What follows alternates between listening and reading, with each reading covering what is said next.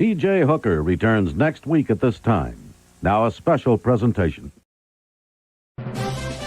Word Balloon is brought to you by the League of Word Balloon Listeners.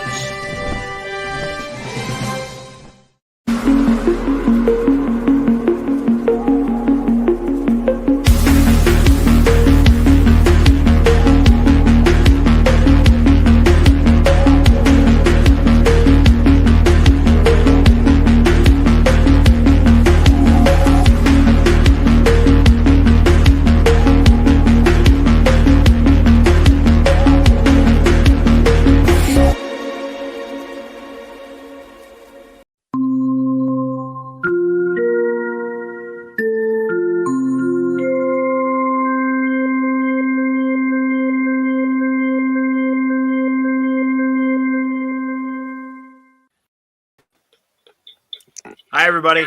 Welcome back. Time again for another Trek Watch on the Word Balloon Network. It's good to see everybody. We got a full house again. We got Franco, we got Mitch, we got Wayne, we got me. And my simple Vulcan gesture was more Star Trek than I saw in 95 minutes of Star Trek 31, which is going to be the start of our conversation. Now, the good news is we have some of our hosts liked the Section 31 Michelle Yeoh movie.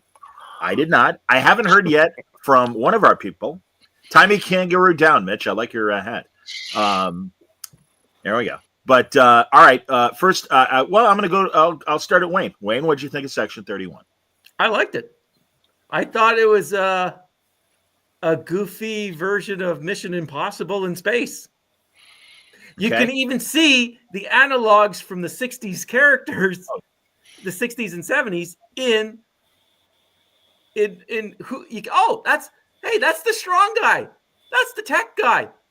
Oh, that's the cute girl. That's the master of disguise with the Camelot. Yeah, it just sure. like my God, it's hilarious. All right, we'll get into minutia. Mitch, first thoughts on Section 31. I liked it as well. From the opening little, this is your mission. I was waiting for it to self-destruct, and then I went along with it, and I liked that it wasn't bogged down in 60 years of Trek bullshit, and it was its own free little adventure, like the Guardians of the Galaxy type of wackiness. And I was like, yeah, all right, I'll go with a Scottish Vulcan. Made no sense, but sure, whatever. So I enjoyed it. I wouldn't mind watching another adventure with this crew. Franco? I'm going to blow your mind, Johnny. I liked it too. I have no problem with any of your comments, gentlemen. Keep going. I liked it. I just wish it was maybe a little bit more Trekky in terms of some of the things that you know they did but overall I enjoyed it for the most part. I mean, I did have some issues with some things, but overall I'm like, okay, I could watch another one of these if they did another one. Yeah. Okay. Well, here's my thoughts. I did not like it, and I have reasons why, and we can go into detail. It wasn't, and I understand that they feel, and in fact, Alex Kurtzman told Zeph, the mech guy, the actor, because at first he's like, I don't know if I want to do this because I'm a big Star Trek fan and I don't see a lot of Star Trek in this. And he said, you got to understand, Star Trek is dying. And what he meant is that the fans are the most of the fans are older fans, and we want to get young fans. I get that. I think that's fine. I would point to the fact that Picard season 3 was universally liked by young and old, and had young characters and new characters in it. And there was a potential to spin that off, as we all know, to Star Trek Legacy. They chose not to do it. I understand that when this thing started, and forgive me, because I do want to get your guys' feedback on what I'm about to say, that it started as a series. Michelle Yeoh got very hot, and also COVID screwed things up also initially. That delayed the potential series. The writer's strike also delayed things for 2 years. I understand that. All that said, though, they stuck with trying to compress, I'm assuming a 10-episode season, into a 90-minute movie. That was their choice. Now, during that time, and you can hear the edge of my voice already, during that time, they could have made more adjustments to the basic story they wanted to tell. But instead, they really, I think, short-shrifted 80% of the characters. I think the Augment and Giorgio got plenty of time to develop who they were. Everybody else was a cipher. And what they could have, a couple quick things that they could have done, instead of, well, here's how we're going to do it, and her going, meh. Instead, let's see the augment guy who clearly was in charge recruit everybody. And let's have a quick montage, kind of like Usual Suspects, because I think that also is that kind of caper and a bunch of bad guys trying to pull something off.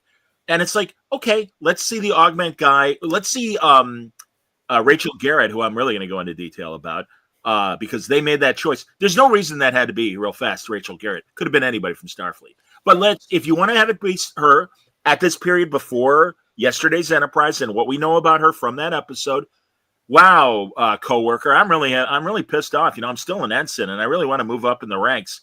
And suddenly, augment guy shows up. Ms. Garrett, I have an interesting proposition for you. Okay, we heard about the Cameloid and the Deltan knowing each other and working together. We didn't see it. We never saw it. We didn't even see it in the 15 minutes that the Deltan was goddamn on screen. So again, I just think those kind of things were simple fixes that would not cost a lot of money, because that's the other thing. Zeph, he really did it. And I want to point people to it. I don't have a link to it, but I got to say, Trek Culture and the Irish guy, Sean Farrick, who hosts a lot of those Trek Cultures, did a fantastic long interview with Zeph. And he was very candid. And he said, listen, we were under a time limit. This thing had to be 95 minutes, period. I understand all of that. That said, they could have done a better job rewriting what clearly was a 10-episode story that they tried to cram in. And also, frankly, if it was 10 episodes, it would have been another meandering BS presentation of live Star Trek. So, and also real fast, because Mitch mentioned him, the Laughing Vulcan, isn't this supposed to be a covert mission? Is there anything more conspicuous than a laughing Vulcan? And also, we're talking about all this secret stuff in a nightclub, and especially at the end of the movie. And obviously, kids, spoilers, if you haven't seen it. If you haven't seen it, save yourself 95 minutes of your life. But that said, and again, your mileage may vary with the other three gentlemen, and I look forward to their comments back. But, okay, Jamie Lee Curtis is giving the, all right, next assignment and everything. At the club, at the nightclub. All right, listen, here's your next sacred assignment, should you choose to accept it. And if this is a nightclub space station that at the end of the movie goes to warp. So, and again, fine, it has that ability. What about everybody else that's there for the annoying music? And all right, they gotta go. They gotta go wherever the fuck the thing's warping off to. I'm sorry, it is stuff like that, and there's even more that made no sense. And I don't even mean from a Star Trek standpoint, because I got other problems. I mean, like I said, getting the crew together, that's not even Star Trek. These are all new people and stuff. But for instance, I hated Fuzz. And also I was pleased to see that so many Irish people are like, that is a really offensive, cartoony Irish voice. How dare you do it? And apparently the actor is South African, and I think he was going to try a different voice. He didn't like what he was doing. And he said, hey, how about Irish? And it's like, yeah, go ahead. And then we got always after me, Lucky Charms. That's offensive, and especially in today's world. And truly, that's what I love about New Trek. Oh, we're so inclusive. We're so diverse. Yeah, but you managed to piss people off in certain groups anyway along the way. Congratulations. Thoughts on what I said, gentlemen? Feel free. Maybe he was from the Ireland on Vulcan. It's the Island, and we got green blood. So no, I'm going to say this because when Doctor Who started, he was a robot. I got the floor. Let's start. I'm going to be going about this because I'm on the defensive here. Sure. When Doctor Who started with Christopher Eccleston from Northern England, he has a Northern accent. Right. Everybody says, oh, you sound like from the North. He goes, every planet has a North. And that's how they just let it go, because the actor didn't want to change his dialect for this. This South African actor, I don't know who he is from Adam. I don't really give a fuck. But he decided to make that choice as an actor. He did. And then I think of Mad Dog Murdoch in the A-Team movie, which was just on the other day. And that actor is a South African actor, and he played the role without an accent. He wasn't a South African accent. It's just an actor's choice. I never thought of it as, oh my God, he's doing a slight on the entire Irish Isle there. And just, but regardless of that, I see other movies when I see Star Wars and the Empire is made up of mostly British actors with English accents. I don't sit there and go, "Holy fuck! I better call the Queen." They just the entire aisle No, of but it's Britain. no, but So that's kind of an why get accepted. up in our? And you know what, John? I think you're What? just looking for nitpicks because you No, didn't like this because it no, wasn't your Trek, and you're gonna go nope, and rip every fucking thing no. apart this show. It Easy was on a the F fun. bombs, but No, no, that's it fine. was a fun 90 minutes, and it was different from that belly depressing Discovery. I It agree. wasn't full of like conflicts like we do when we watch Strange New Worlds because we go, wait, that didn't happen, that couldn't happen, this and that. And that Rachel Garrett did bother me at first because I love her character from yesterday's or Enterprise C. But then I realized that's not the universe that we're in. We're in that Kelvin universe or whatever the hell they call it now because Incorrect, it's sir. a I'm different sorry. world. No, it's not. Because They have not said that yet, Mitch. It is it supposedly is still in not the the timeline. same And universe also, anymore. No, forgive me it for the can't Irish be. thing. Hold Wait, on. wait, Go wait, ahead. Go wait. ahead. You I'm sorry. know it can't be because Pike in that Enterprise, and you got the sister of Spock's, Yeah, Michael yeah, yeah, Burnham. yeah, yeah, yeah. None of this is our original cast Trek universe Mitch, anymore. they It's not. said, Mitch, they said it. First of all, they said it's from the Lost Era, and they really made a big deal that, hey, we're bringing Rachel Garrett back. And they have not said, other than the people that want the joke in Lower Decks to mean that the Discovery universe is different, there's no official word on that. Right now, it is still the Prime universe until they say something different. That said, your Irish thing, forgive me, I don't buy it. I don't buy it, and that's fine. Please, Franco, you jump in. The Irish thing, the accent bothered me a lot when it started. Okay, but then finding out he's a robot and this little thing That is was in cool. there trolling the whole thing made me rethink. Oh, okay, this is that thing controlling this body, that voice, and everything, and it made a little bit more sense to me in terms of, okay, this is the choice of this being inside of here. So it didn't act like a Vulcan because that bothered me at first too. But then I'm like, oh wait, it's not a Vulcan. It's a machine basically. It's like another Data or whatever. So that kind of eased my mind about that. You guys are arguing about the dialect or whatever. That kind of explained it to me. Well, I just felt it was a bad choice. And again, Yes, you're right. but You're right that it is a robot that is presenting and perhaps Fuzz's real microscopic voice is different. But again, it was the actor's choice. I'm sorry, and I hear what you're saying, even Mitch, about like that all the aliens have a British accent and stuff, and that's true. And I think it's just to give them a proper English compared to the farmers like us that are dumbing down the language and stuff like that. But there's a ton of comments because Wayne, I'm gonna everybody because there's already a ton of comments, and I love the fact that everybody's chiming in. But Wayne, go ahead if you've got any counterpoints to my opening essay. Dealing with I still think it's a different universe. Whether or not they admit to it, it'd be just like a certain individual at 1600 Pennsylvania Avenue admitting that he lost the election in 2020. So that's the way I look at it. But okay. No, but I'm just saying, regardless whether or not it's legit, they're not going to say it. I look at what you've said. Okay. I thought it could have been even a Romulan. When I first saw him, because he was laughing, I assumed it was a Romulan. And again, I like the idea of Fuzz, but keep going. And again, Giorgio also brought in a good point. Maybe that he took Pon farr a little too far and went totally insane, because that's also you'll go back to Cybok and what he had issues with emotions. But you're right. And again, they could have, regardless, it turned out it really wasn't a Vulcan. Again, but again, very conspicuous to have a laughing Vulcan out in the open when it's supposed to be a covert mission. Now, before we say anything more, there are a lot of comments on the chat. Jeremy says, and I'm not posting this it happens to be the first comment. I'm on your side, Johnny. It was Guardians of the Galaxy meets Mission Impossible with Star Trek skin on the top of it. It was not Shrek. And that's a very quick comment to that. They try to have it both ways. They really try to have it both ways, but poor execution. And again, throw out the Trek. Badly shot, bad humor, and other things. Langley is laughing his ass off. Great to see you, Langley. I hope you're feeling well. I never expected to find something in New Trek I despise more than Section 31. That quote infuriated me. I don't remember specifically which quote. More Langley, less of my F house. The entire concept of the TV show or film making Section 31 heroes.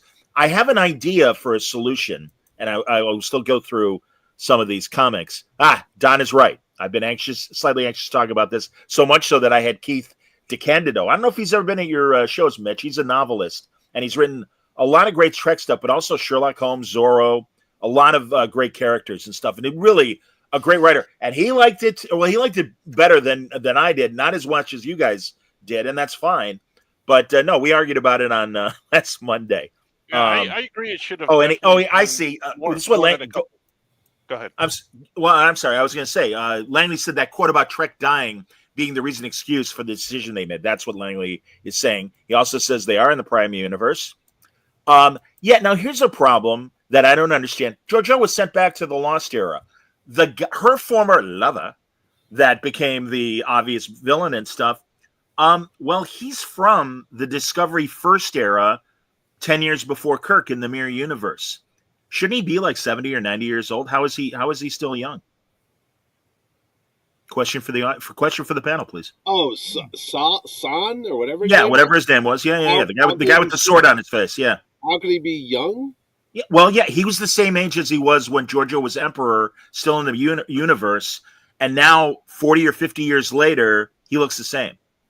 That has nothing to do with Star Trek. That is them saying it's in this time period, and Georgiou originally is from the Discovery era. Then she went to the 30th century. Well, is Georgiou human? I mean, because Vulcans each wise or whatever. Yes, she is human. Oh, yes, she'd have to be human for the Terran Empire. They're very. Yeah.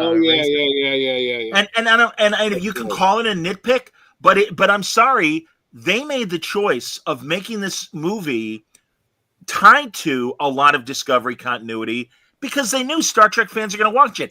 They could have called it Georgiou and not had the Star Trek name on it, but obviously they want Trek fans to watch this, and that's fine.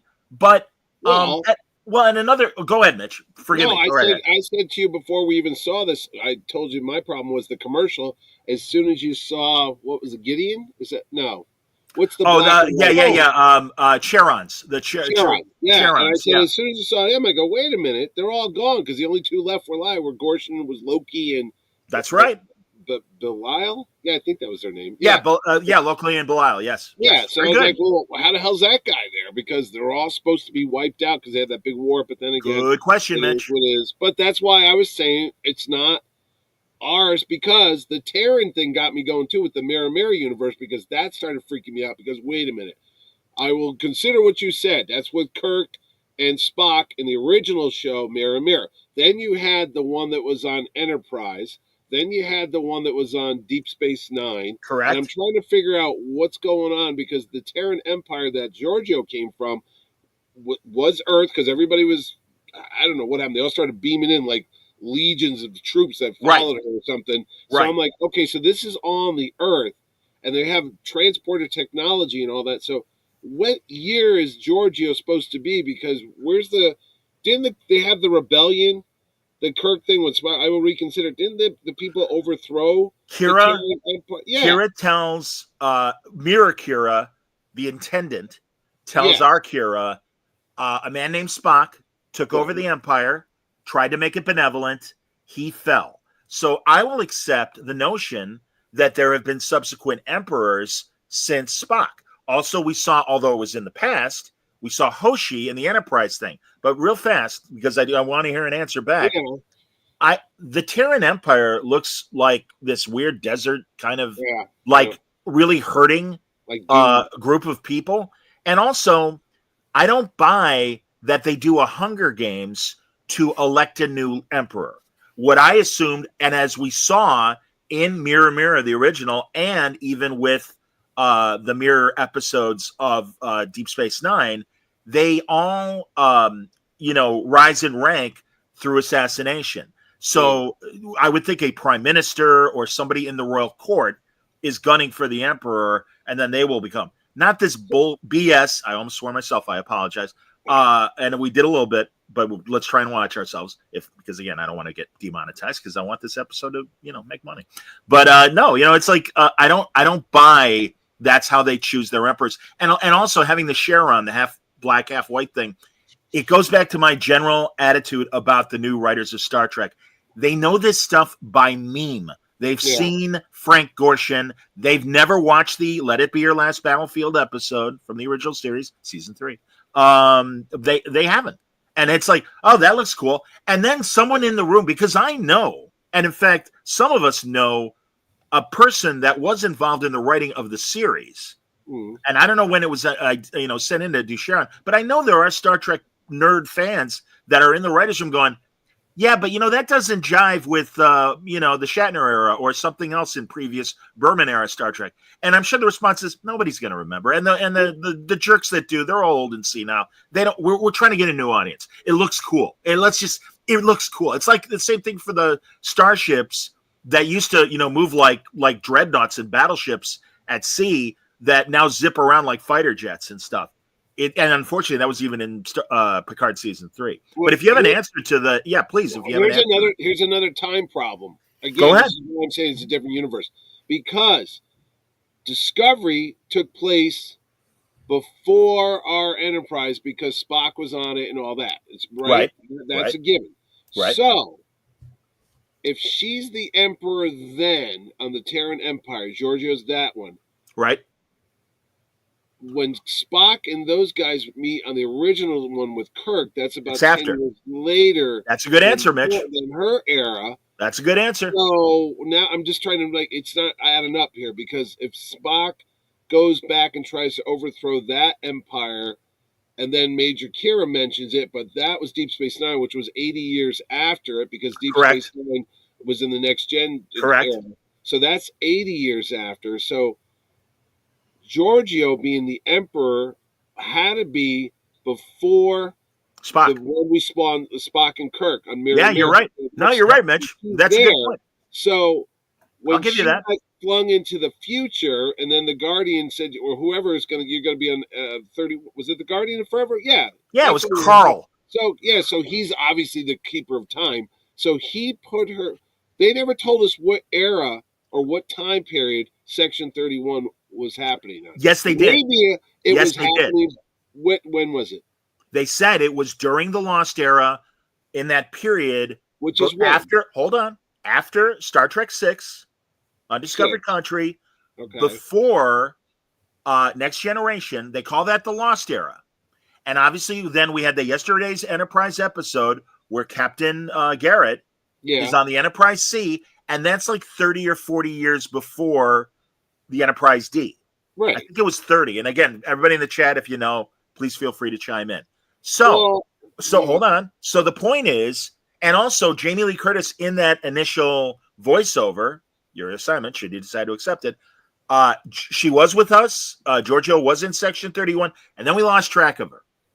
And I think, again, for the Discovery, again, generic enough for a new audience, which I completely understand. But again, you've decided to set it when you did. You could have said, we lost her for 5 years, and suddenly she reappeared. We lost her for a year, and suddenly she reappeared, and we need you to go recruit her. Fine. But no, they made it when Rachel Garrett was young. Rachel Garrett appeared to be in her 50s, maybe. So this is 30 years before Enterprise C? Yeah.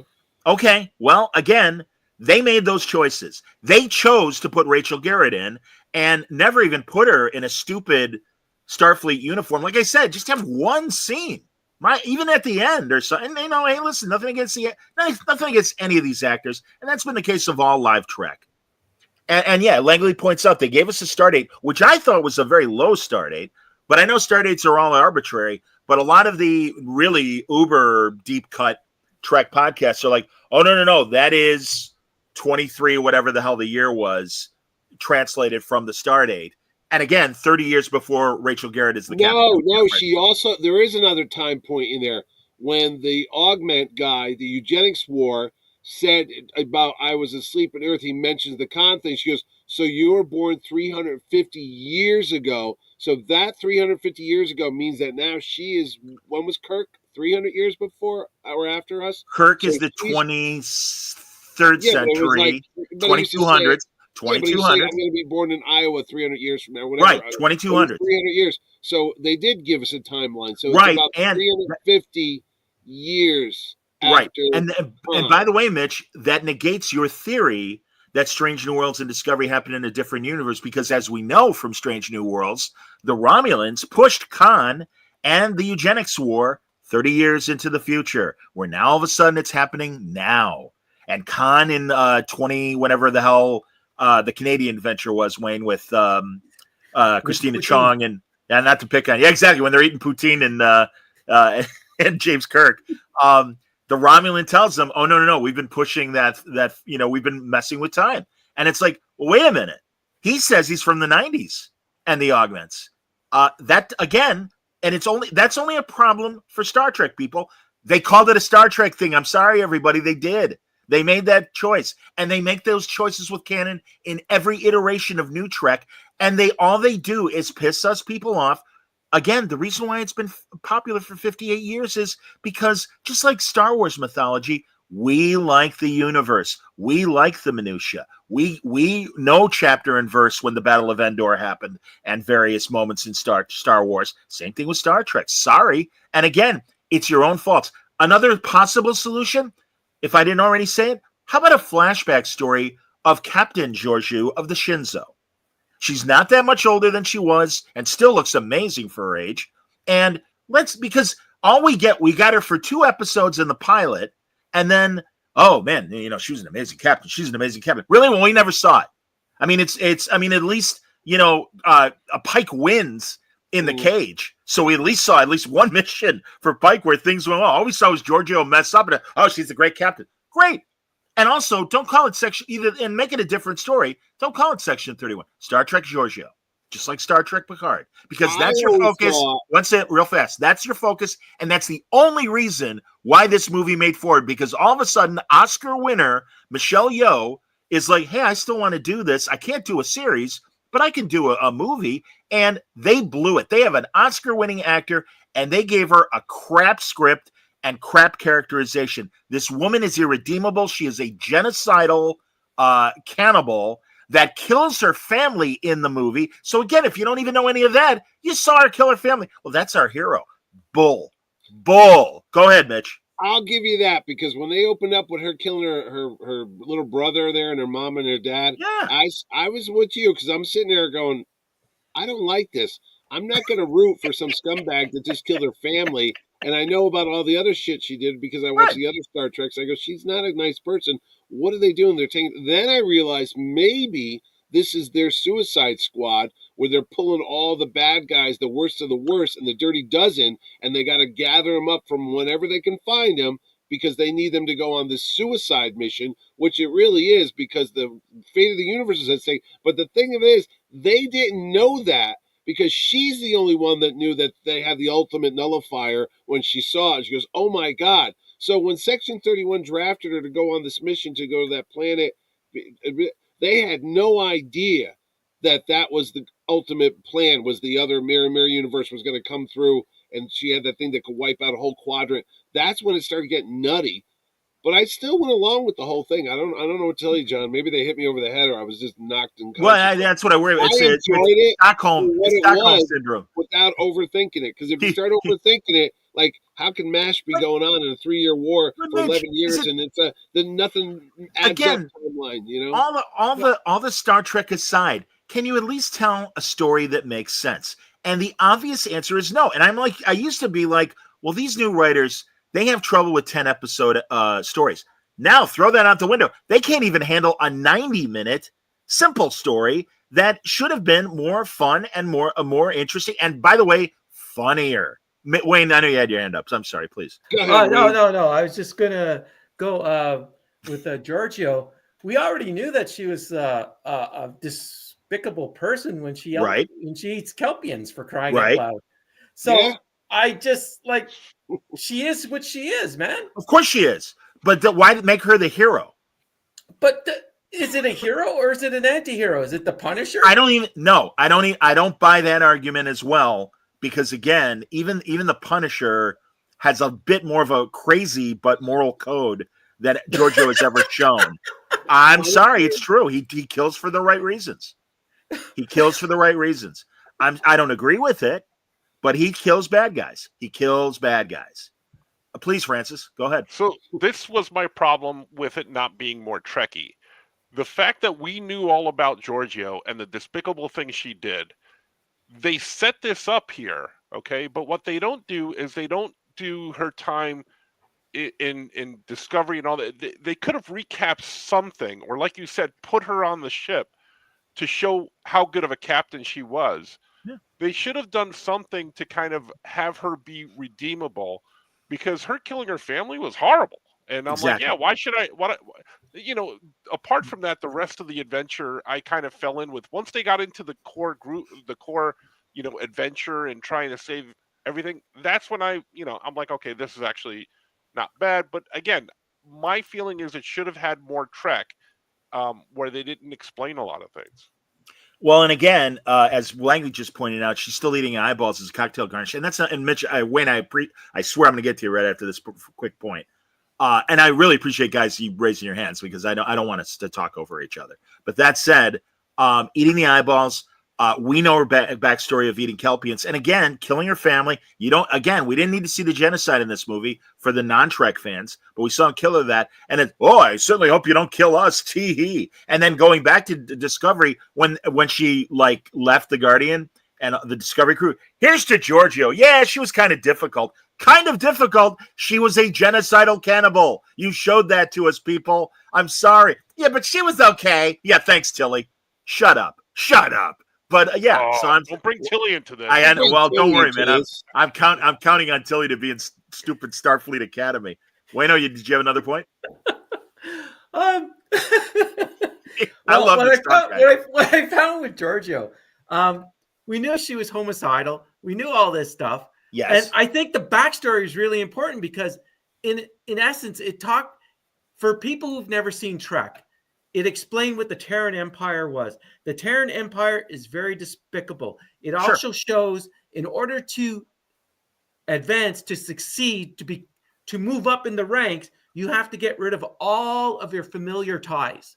And that's what she did. She chose the difference between becoming emperor, or keeping her family alive. And she chose the Empire. Right. So what this does, it's a backstory for people who've not seen Trek before. Correct. To look at, oh my God, this person's horrible. And is she any better at the end of the movie, though, Wayne? No, but that's okay. I like that in her. Well, again, I would argue yes, because she saved the universe from the device that she had made. But yes.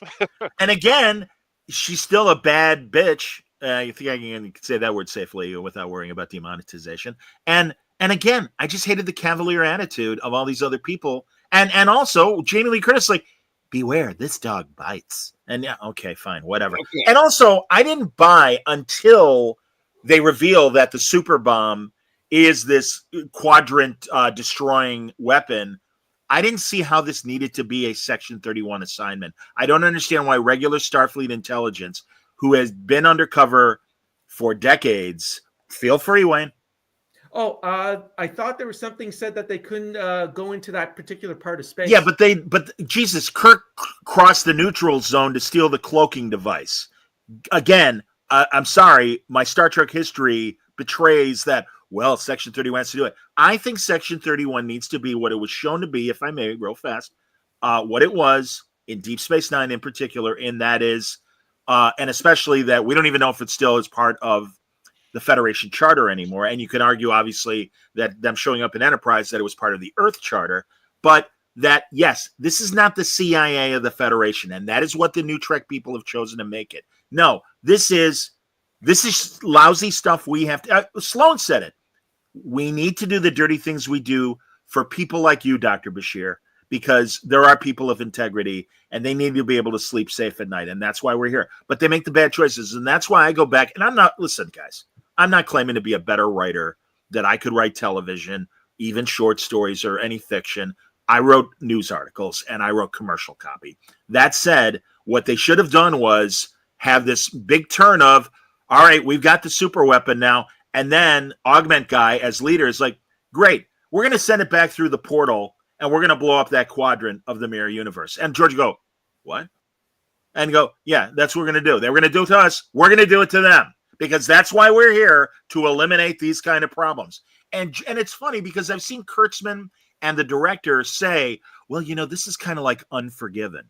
And I understand that, but really they should have had her have a Clint Eastwood moment of going, no. And, the ugly guy, what are you doing? This is the mission. We got to blow this thing up. No, I've killed enough. I'm not killing anymore. And that would have been great. That would have been great. But now we get, oh, tee-hee. Oh, aren't we fun? Go ahead, Mitch. You got Tony Soprano, bad guy, but also a good guy. You got Dexter, serial killer, but also a good guy. You got Hannibal Lecter. In these movies, he is not a hero of these movies. No, he is the character of focus. Hannibal. There's a whole. We're talking about TV and movies, Mitch. Well, That's fine. they took a Hannibal, they made it into a movie. But I'm saying they get this character who's despicable. He's a cannibal. He kills people. He murders people because they ticked him off because they gave him the wrong type of wine at dinner or something. Maybe. If you don't get a good hold on, pairing, let me finish this point. A good pairing, you ruin the whole dinner. That's all I'm saying. Go ahead. I'm just saying they're trying something new here. They've had so many goody good two shoes captains and all these Star Treks and stuff. This is not the good guys. This, like I keep going back to Suicide Squad. I kept thinking this was going to be their dirty dozen. This is their whack jobs that they sent out there on a suicide mission, and that's what it is, and that's what you got. I mean, you can't sit there and go. If they assembled, look who they assembled. They had a Dalton. You got to know the movies, the motion picture to figure out who that is. They got the Spock, but they have to do about Ponfar, the Cameloids from the movie again, number 6, and then the what do you call it? The Met little guy was brand new. That was a totally brand new, great idea. It was great that he's inside. I completely agree. And then he's going to have all these offspring, 190 million. Right. That was like a virus. Sure. When he starts naming all of them, he said, "You're going to name all 190 million of your offspring." I'm like, Propecia, Clinicia, Trip 1, Trip 2. Yeah. And then what was the Mecco? I don't think we've ever seen a full out cyborg robot guy like that. He looked Borgish, but I also but no, I get it. And they even said he was disabled and the mech suit allowed him to move around. Hey, that's great. There were great ideas in this. I don't deny that. They were poorly executed. Fuzz could have been an interesting character. I felt that the character was annoying and again, too conspicuous for his choice, if there were other choices, to pretend to be a Vulcan. Go ahead, Mitch. What were you going to say? I was going to say, it reminds me of the Jack Kirby books from the 1970s.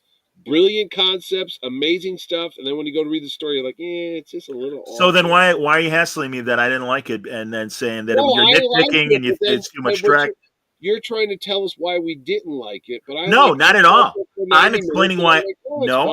I'm not trying to change anybody's mind. I'm only explaining my own feelings about it. And again, I can throw out the Star Trek of it, what little there was, and still say it was dumb. The dialogue was dumb. The story was simple, and it was poorly executed, both in direction and scene choices when they had a limited budget. Make it a Star Trek Giorgio show, and you could have done a hell of a lot more on ships. But again, Star Trek's dying. We got to get away from Star Trek. Got to get away. I agree that this should have been more than a movie or the hour and a half movie. I don't think it should have been the 10 episodes though. But somewhere in between. And now that you're on streaming, who's to say you have to do 10 episodes or I agree, Francis. I would have liked more than just this to help explain more behind the scenes stuff. But yeah, sure. Go ahead. Well, but it was a limited budget, and again, they're like, no, you're making a movie, period. And that's fine. And again, of all the other things they could have done, like let's do Star Trek Riker, let's do Star Trek Troy, something. But instead, no. And again, I get it. Michelle Yeoh, beyond hot. Ridiculous. Comet hot. Great. That's fantastic. Give her a decent story, for God's sake. No, We're going to give her crap. And frankly, it's very obvious here. I've even got a list of, and I'm sorry, again, this is the problem with Star Trek. The new writers, they all go back to the same plot points: the Borg, Khan and augments, space rift / portal anomalies, mirror universe, galaxy ending or planet ending weapon, and either revenge or redemption. And I'm sorry, guys, I've read Joseph Campbell. There are a hell of a lot more heroic stories to tell, and they don't know how to do it. They don't know how. They certainly don't know science fiction. They know the flashcard memes of Star Trek, and this is why we're getting bad stuff. This is an era of exceptional television. We see it all the time with even other science fiction. I point to The Expanse for a classic example of recent great science fiction. All that said, they from Kurtzman on down, he doesn't understand this. They hire people that don't understand science fiction or Star Trek, and we get a dumb, poor product. There you go. Wow.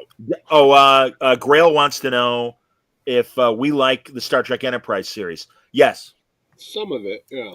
And it got better not at season the end. 3. I didn't like the season where they did the whole Season cloud. 3. Oh, That I hated whole that. Indies thing. I stopped watching during that. Yeah. Well, though, I got to say, I have rewatched a lot of this Indie War, and it went too long. Yeah. But again, good ideas. And while they kind of were, and really, I don't know if Kurtzman is getting this just from Data, or that the superiors at Paramount are like, hey, whatever. But here, somebody earlier, and I'm so glad, B Things. Oh, sorry, John, I'll be right back. Okay, no problem, Wayne. B Things says, I'm in my 20s, and I've loved Star Trek my whole life. I hate Kurtzman and Company's claims that young people can't get into Star Trek as it was pre-2009. It feels like they're calling us stupid. I hear you, man. And I so hear you. And again, I've seen other people that are younger than their 40s go, well, I don't know what to tell you, but I like Star Trek and have since the 2009 movie. And that was, 25 years ago. But my argument to that is like, all right, you have the original series and then you have the movies, which I loved. Sure. And then they came up with Star Trek Next Generation, and there was like a lot of ballyhoo. Okay, what are they going to do? Is it going to be good? Is it going to be that? For that generation, it was good. Were there bad episodes? Of course it was. Yes. Of course it was. It was pretty good. And then you got Deep Space Nine, which in my opinion is the better of all the Treks. Could not agree more. Absolutely right. So the fact that you're saying that you have to get this for a new generation, yeah, but be smarter about it. Thank you. Make some good stories. Yeah. Yeah, man. I don't agree with everything you said about this. Like I said, I do have some issues with the Section 31 movie, a whole bunch of them. But overall, once they got into the adventure, it's fine, bud. You don't have to, No, I'm not going to change my mind because I did like it, and you're not going to change it for me. I'm not going to. What I'm saying is it could have had more Trek things in it. They could have explained things a little bit more. But yeah, they don't know what other Trek things there are, Francis. That's my point. Goddamn, Star Trek Picard. Not even that. Not even Trek things that from what they did from Discovery. They didn't bring in any of those things. Sure, if you're going to set up all that continuity, just throw it out the window. Right. Let's see a former Discovery crew member 30 years from now, and maybe even have them as part of the team and go, I know this woman. And I know her past, and this is a big mistake because this is how terrible she is. Do you really want this on this team? Something like that. Nothing. All of that could have been done. All of that could have been done except for the extraneous backplot of her and her lover, which you needed for this story. But you bring someone from Disco on there 30 years later, like you said. Right. All of that could be done in like about 2 minutes, 3 minutes. Sorry. Yeah. I know, man. Or one of these other interchange. And again, no disrespect at all. The guy who played the Cameloid, and I forget the actor's name, is he's one of the best characters in Veep, and really just funny as hell, drop dead funny. They didn't give him funny; they gave him snark. You said Godsend. Is it Godsend or God's End? Yeah, that's really. Well, that chewed up 30 stupid seconds, and that's really stupid when the clock is running. You could have brought the Disco guy in right there. Exactly, for real. Mike Jones, and I completely agree with this sentiment.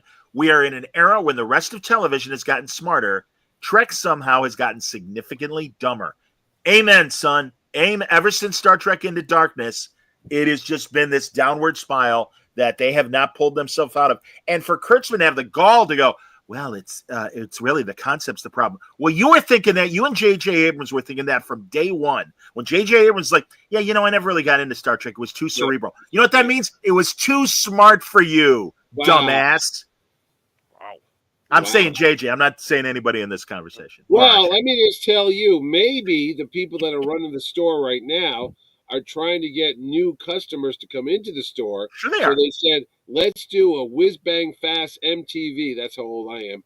A TikTok version of Star Trek. Just hit the treetops, kids. Don't go to the roots. They don't need to know what Pon farr is. If they want to do it, they'll go and look at the same mentality that's happening with all the things that are legacy entertainment that we watch, whether it be comic books, whether it be Star Wars, whether it be superheroes, Superman, all this stuff. They're just hitting the treetops. They're going, oh, Superman, okay, we'll get some crystal stuff because they had some crystal shit years ago. Oh, we got the little dog. Oh, why? People like dogs. Throw that in the damn mix, too. We won't know until we see James Gunn's Superman. But I'm watching it from the 90-second trailer, and I go, they're just picking and go, oh, we're going to get that. We're going to get that because people like that. Oh, they definitely like that. And we'll just throw it all together and bang.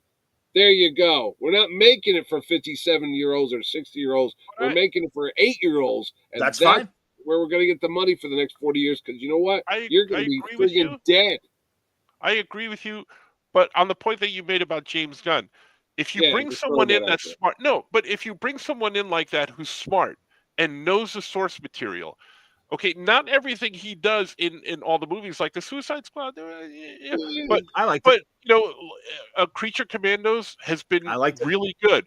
Peacemaker has been really good. Look at what he did with Guardians of the Galaxy. Who would have thought in a million years that you'd have Guardians of the Galaxy be one of the best movies in the MCU? But you know what? He knows the source material. He reads the books. He knows what he's doing. He makes an effort. If you bring people in like that, you're going to have people coming to watch this stuff. That's what they don't have with the Star Trek series. And they don't have that with the Star Wars stuff, honestly. Right, well, that's exactly the same thing. You're right, Francis. And that's what Mitch was saying. Please, Mitch, go ahead. No, but the other thing is, too, going back to Star Trek, I really think at this point, you got to let it go. And I don't mean to offend anybody, but they're not going to go back. They're going to say, guys, you want to watch that stuff? Just like guys that go in the comic book store. I see them now. I don't buy new comics. I don't read new comics. They come into the store to go buy the old stuff. They'll buy the omnibuses. Look at that. I just bought this Superman. You know why? Sure. Yeah. I never read this crappy stuff. And that book is a ripoff you got in your hands because I bought the hardcover. He was complaining to me off the air before we started playing for Mitch. I know these stories are going to be simple. I know it's all like, and they're written for like kids in World War II that were smart as a rock. 10-year-old kids, yes. Exactly. 8-year-old kids. I went back because I said, you know what? Why not? I'm curious to see what it's like. And I think that's what they're hoping for. Someone's going to watch this and go, yeah, maybe I'll go watch that DS9. Oh, they mentioned Pon farr. What's Pon farr? Oh, let me go watch that episode. I don't think they're going to watch all. How many episodes are there after all these years? Over 800. Is there 800 really? Yeah. Oh my God. Well, 7 seasons for most of the shows. Yeah. And 25 episodes a season in a lot of cases. Yeah. I mean, and then you add in the cartoons and Lower Decks but Mitch, that's the thing. They put out a product in Star Trek Prodigy that is very much Trek 101. You never watched Star Trek? You didn't have to. We're going to explain everything to you, and we're going to have tropes of classic the classic Roddenberry themes of Trek. I don't understand why having a positive, a hopeful message, which was created in the midst of the Cold War and civil rights. And don't worry, everybody. My name's Gene Roddenberry. In 300 years, we're going to figure all this stuff out. It's going to be a better future, and we're all going to work together. And it's okay to have obstacles, but everything is so dire. I want to go back and point out that Picard Season 2, we had the anomaly and the Borg come through it. And once again, another anomaly. And once again, it's the Borg.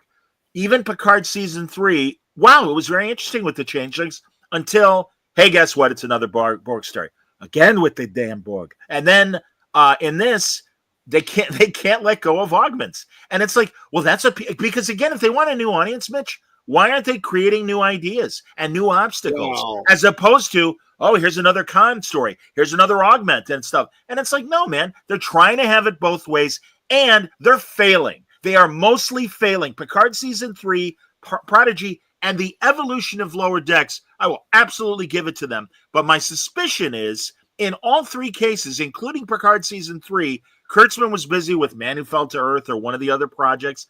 Okay, Metalis, here you go. We don't have the greatest budget, but do what you can. I'm not even going to, and again, this is me saying this, I'm not even going to pay attention. Yeah. And what happened was Terry Metalis gave us a great memory, but also a good story, and planted seeds to succeed with a future story of let's use Geordi's kids, let's use Jack Crusher, let's use a lot of the crew members that were on the Titan and stuff, and follow these new people. You have set up that potential. Now we're going to give it Starfleet Academy because it comes out of Discovery, and it's really going to be great because everybody loves Tilly. I don't love Tilly. I know you guys do, but I mean, it's like whatever, man. I know. Sorry, Franco. No, but, you know what? I hear what you're saying. And I do agree. There hasn't been any new ideas in years. It's in comics, it's in movies, it's everything. It's like, oh, let's do the Sith again. Let's do the Emperor's back again. Why do they keep rehashing the same storylines? No one's coming out with anything new, and it's sad. There's nothing new in the theaters anymore. There's nothing new on TV. It's just the remakes of Matlock. For God's sake, they make Matlock again. I'm like, why? I hear you, and I felt that way too. But I will say that a lot of the streamers, it is a little different, and also it's a little, but still, But also, I do think streaming and a lot of basic cable shows, and even a couple of network shows, are doing new things. Mike Jones said, feels like they've only watched Wrath of Khan and First Contact and just recycle. Yeah, absolutely. Well, let's get the Borg in there again. No, and again, but a movie that I would have loved, that I thought I would have loved, came out and it had an old character in it, and they tried new stuff in it, and I freaking hate it. Indiana Jones and Dial of Destiny. Sure. They took the safe. Oh, he's the professor in a little university in Connecticut, and this is what his life is like. They took him. They put him in a shitty apartment in New York City. That was drunk. His wife left him, and as soon as that movie started, I go, "What the hell is it? He's old. Why is he old? This and that." And then I heard Mangold come out a couple weeks ago. Go, why are people mad at me? I just made a story about an older guy now, and they went nuts. They wanted this guy from 40 years ago. He can't be that guy from 40 years ago. And then I said, "Bull." I watched Picard season 3, and they managed to work old age into the story and still make an exciting adventure with all the old tropes. They brought in they even brought the same ship in with the friggin' 80s, carpet and stuff, the design. And I'm like, that's what we want. So for you to sit there, and if there was any chance they could have made a Section 31 that John Suntress would have enjoyed, they would have had to kill themselves because they would have had to explain every single member make a smarter caper and stay true to the theme of Section 31 that is ageless of we do all the nasty stuff that the Federation doesn't want people to know. And I'm sorry, this caper was not strong enough for that kind of assignment. And further, like I said, I think an easy fix was, all right, we got the weapon. Now we're going to use it and destroy these people. And George go, wait, what? And they were going to kill us. We're going to kill them. And Giorgio then has her redemption conscious moment of, no, I'm not killing today. Yeah. You got the wrong Section 31. The Section 31 no, that's the Sloan 31. Was the one from Into Darkness that had Peter Weller as the guy where they were building the secret freaking Enterprise or whatever ship it was. Yeah, the big giant dreadnought Enterprise. Yeah, that, and they were going to wipe out the Klingons and all that jazz because they were like xenophobic and they didn't want to have alien. That's this Section 31 that wants to get a weapon. I didn't see it. Somebody. I don't think the assignment fit the premise, Mitch. I don't. I disagree with you. And again, like you said.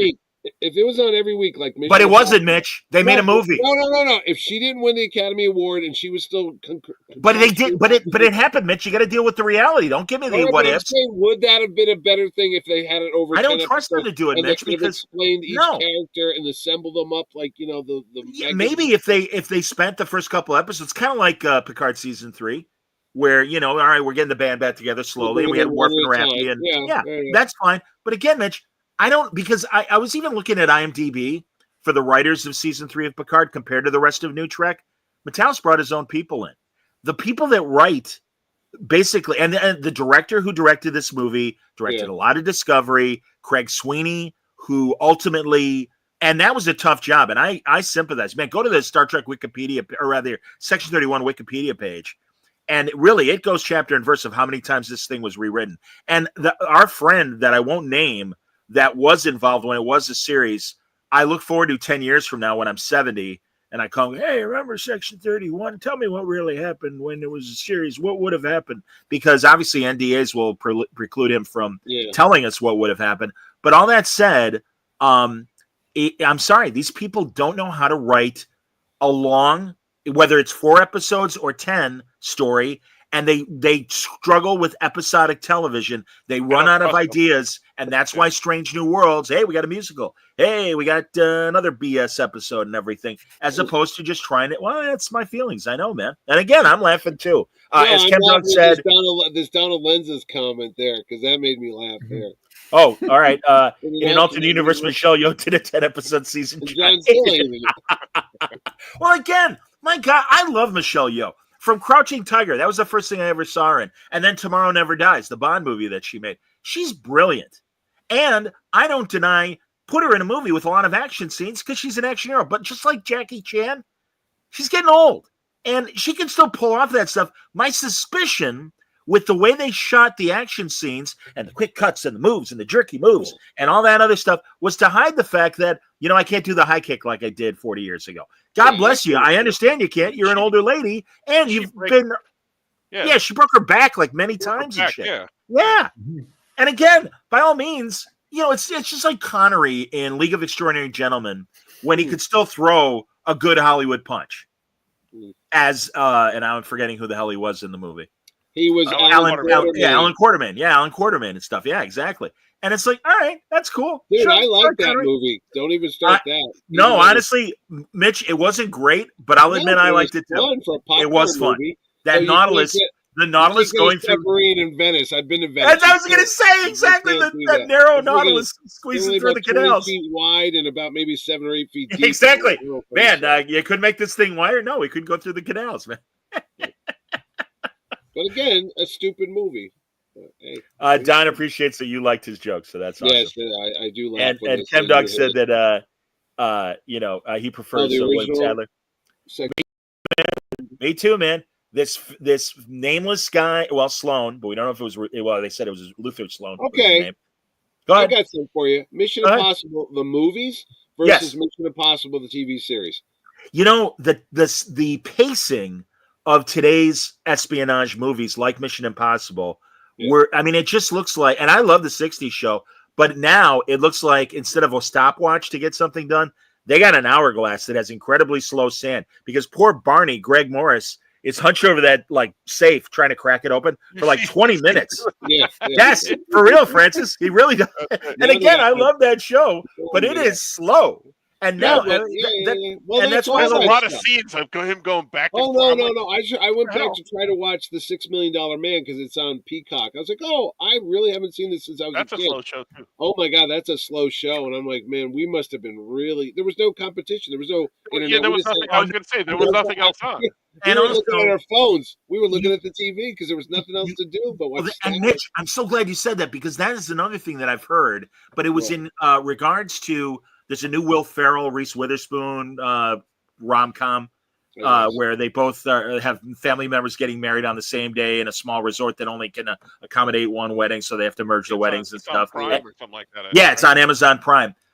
Supposedly, an Amazon executive has been telling film and television makers, do us a favor when you make these shows, make the dialogue as deliberate as possible because people are probably texting while they're watching this. They're probably doing laundry or going to the bathroom. Yeah. And it's like, oh, so you want them to dumb down the movie. Gee, what a good idea. And I'm telling you, when streaming shows really elevated storytelling and not other than the occasional Showtime or HBO show or even FX or other basic cable shows, we were getting quality television. Now, this streaming movie looks like, and I'm not saying in terms of pace, but it reminds me of a bad 70s TV movie. It was cheap on budget. They should have accepted that from the beginning. And instead of trying to make it look like a big movie and stuff, tell a smaller, smarter story. But again, they can't. They don't know how. I give the floor to our 51st state over in the lower corner. That's true. Exactly. We're looking forward to you joining the union. Yes. That's the wrong red hat. Okay. I'm sorry, Mitch. Wayne, I didn't see it, please. No, that's fine. It's already a Will Ferrell movie, so it's already crap. Yeah, right. Well, yeah. Hey, he was good in Elf. And that's it. And that's it. No, I like Anchorman. No, his batting average is less than 500. I cannot stand him. He is horrible. I understand. Here, a couple comments. Okay, Johnny. That's why we have Wow, Wayne, that's an insult, man. Because they don't recognize a natural treasure. You can keep Will Ferrell. We don't want him. We look forward to our 52nd Street, second state, of course, Greenland. And then Panama Canal is going to be the Canal of America very shortly, too. Mike Jones, the modern Mission Impossible show is Leverage. Yes, written by John Rogers, co-creator of Jamie Reyes, Blue Beetle, of course. That's right. B things. Do people really not know how to pause a movie if they need to go to the bathroom? Well, apparently. No. And he also I run fast. And B thinks also says he agrees with Wayne on Will Ferrell. Langley says technically the Mission Impossible movies are the same universe as the TV show, which is why I hated the first film. Yes, I agree. The way they use Jim Phelps, the hero of that universe. Yes, Peter Graves, who becomes John Voight and the enemy. Go ahead, Weno. Being a former government employee, I could understand why Jim Phelps got upset and got tired of putting his ass on the line each and every day on a mission that his government will disavow if he doesn't complete it properly. I could personally feel his pain as he going, when am I going to get mine? Yeah. So, I think Jim Phelps had a right to do what he did. Wow. I hated that first movie. Old. But I do like the new ones, especially the ones with Haley Atwell. And speaking of Haley Atwell, you'll be able to see her at Terrificon, Connecticut's Terrific Comic Con, happening August 8th to the 10th in Uncasville, Connecticut. Tickets are on sale right now. And Haley Atwell will be mentioned tomorrow. You can pre-order your photo ops and autographs on the Terrificon website. Back to you, Johnny. Thank you, Mitch. Boy, oh boy, I love that woman. I do. And man, the best thing about What If season 3 was all the Captain Carter stuff that we got. Yeah, she's great. And man, that show, if people hadn't watched her Agent Carter series, it's on Disney Plus. It's fantastic. Outstanding, man. Very fun show. Yes. And also, guys, again, they only had a 95-minute thing. I point to every pilot because again, they try to have it 3 ways. A little bit of Star Trek, a little bit of something new, and it's a movie, but really we want it to be a backdoor pilot if people really like the movie. Mike Jones, everybody gets one of these, okay? All right. But go back to every other pilot for all the other series where we didn't know 95% of the characters. Quark said goodbye to Voyager. That's about it. Deep Space Nine, you got O'Brien coming over, thank God. But we have a couple scenes with Picard, but otherwise it's all new people and stuff. Completely new people, new alien race and everything. And I understand they had, although 2 commercial hours, so maybe 10 or 15 minutes more of a story rather than a 95-minute no commercial TV movie with credits included in that 95 minutes. I don't know. But again, as we always say, guys, when we get frustrated with new Trek, what do you think the problem is? Bad writing. And this was bad writing, bad choices to just compress 10 episodes into 95 minutes. And I'm sorry, you failed, in my opinion. Do you think that they made this 90 minutes so they could sell it to network TV or whatever we call it, commercial TV, so they could insert? No, I'm just saying so they can insert commercials and it'll be a nice 2-hour chunk. Oh, that's likely, potentially, or show it on CBS. When I watch what is that thing, Tulsa King? They even have the fade to darks where the commercial would be in, and they do it on most of these things are going to go to network television at some point. not only that, but international television where they will run. Right. That's what I was. So that's why the blackouts still happen. Man, this is short enough to be on a 2-hour movie thing, if they even have TV movies anymore. Go ahead, Wayno. But they did, because they had chapter breaks between. They did have chapter breaks, and the chapter breaks would be where you would break to commercial. Or another episode, because again, that scene was a condensed episode. I also, as I heard it, that the movie comprised what would have been 4 episodes of the 10-episode arc. Mm-hmm. And that they made that guy, Bad Dada or Dada Ba, whatever the hell his name was, the guy with the appliances on his face, the guy who had the bomb originally and stuff, that he was going to be the problem for those first couple episodes. Wow. And, I don't know. But again, here are a couple comments. And I'm glad Warren Drummond is joining us, an excellent artist in his own right. Did not need the Borg in Picard season 3. Love Captain Shaw. We all love Captain Shaw, man. Everybody did. Absolutely. And as Captain says, don't hold back. Don't say you really feel. Yeah, I know. I have trouble articulating. Never going to progress in therapy with this type of attitude. No, this is cathartic for me. What are you talking about, man? This is but what I liked, honestly, and he didn't need to be an augment, but I really liked Not Common. I forget the gentleman's name, who was in the Starz TV show Power that played the leader of this group. I didn't recognize anybody in this show. I liked him a lot. I thought there was potential with Fuzz, but again, poorly executed by the actor and the choice to make him so annoying. I would have loved to have seen the Delton a lot more because, we've only gotten a taste there and in season 2 of Picard, where we saw another Delton, briefly. And it's like, again, okay, there is, just like how, and I wasn't crazy about what they did in season 3 of Discovery with the Orions. Yeah, it was season 3. But okay, well, at least we got a further exploration of the Orion Syndicate and where they were in the 3000s. Okay, potentially interesting. Again, you've got a Delton, and the Delton and the Cameloid had a history. Okay, fine. Give us one, again, instead of that 30 seconds that we were just complaining about, give us 30 seconds of the Cameloid and the Delton. Man, what do you think? Well, I don't know. We've been in crazier situations. Let's give this a chance. Something to show that there's a teamwork beyond, they work together a lot. Well, we never saw it. How successful, whatever they measure success with nowadays, does this have to be to make a number 2? I don't think it's going to happen, Mitch. I think both the fans and the critics have hated it. Go ahead, Wayno. Really? Hold on. Go ahead, Wayno. The little banter between those two at the bar with the Delton and the other guy, the Changeloid, whatever, was just like Black Widow and Hawkeye. Talking about, this isn't as bad as Sarajevo or whatever. That's how I took it. It was just quick little windy banter. You didn't need to see what Sarajevo was, but you knew something bad happened. But was that in the first Avenger movie? Yeah, when they're the Avengers at the end, when they're attacked, and he goes, "Do you remember Budapest a lot differently than I did?" Yeah. Okay, because obviously in subsequent movies we saw that friendship. Well, they told in detail, obviously. It's kind of, they showed it. I never like when they tell you that they're good friends. I hated that in the Crystal Skull when you see this guy Mac that was played by what's his name? Ray Winston. Ray Winston. Oh, don't you remember any the time we were in World War II and you had a gun? I go, wait a minute, who the frick is this guy? And then they did it in in episode 2, Attack of the Clones. We know Obi-Wan and Anakin are friends, but they're on the elevator. Oh, remember that time I saved you from that nest of Gundarks? Well, that was the failure.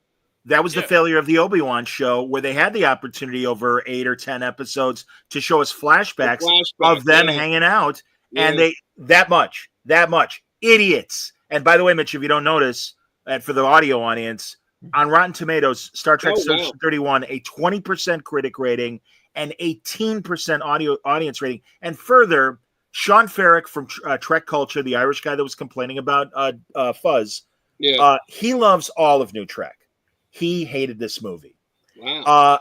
Jesse Gender, the trans person that does a lot of very positive reviews of New Trek, hated this movie. Wow. So even the people that are usually, and it's like, no, this was crap. And again, I'm sorry, guys, I don't mean to insult your personal taste, but this consensus, the other thing, and real fast, Wayne, before I get to you, there's this thought too of, well, don't hate this movie hard because maybe they won't make any other streaming movies. Well, again, and that might very well happen, because that is the kind of studio attitude of, well, we really don't pay attention to the story, but if everyone's hating it, then this was a mistake and we're never going to do it again. And it's like, that's just stupid. The format is sound, but you have just unfortunately put people in charge to make this thing. They made it poorly. Go ahead, Wayne. Forgive me. Isn't it strange that the three of us kind of like it and everyone else hates it? You know who else likes it? It's like we're from the mirror universe. But you know what? Oh, Leonard Nimoy would have hated this movie. Hated this movie. It wasn't really Star Trek. I mean, No, it was funny. as a, like we go back to the Fant Four Stick movie that we Sure. talked about before. Yes. It wasn't a Fantastic Four movie. Yes. It was a pretty Correct. good sci-fi movie, but it wasn't a Fantastic Four But movie. weren't we saying that about Discovery for years? Yeah. That if this wasn't Star Trek, we'd probably be a little more forgiving and stuff.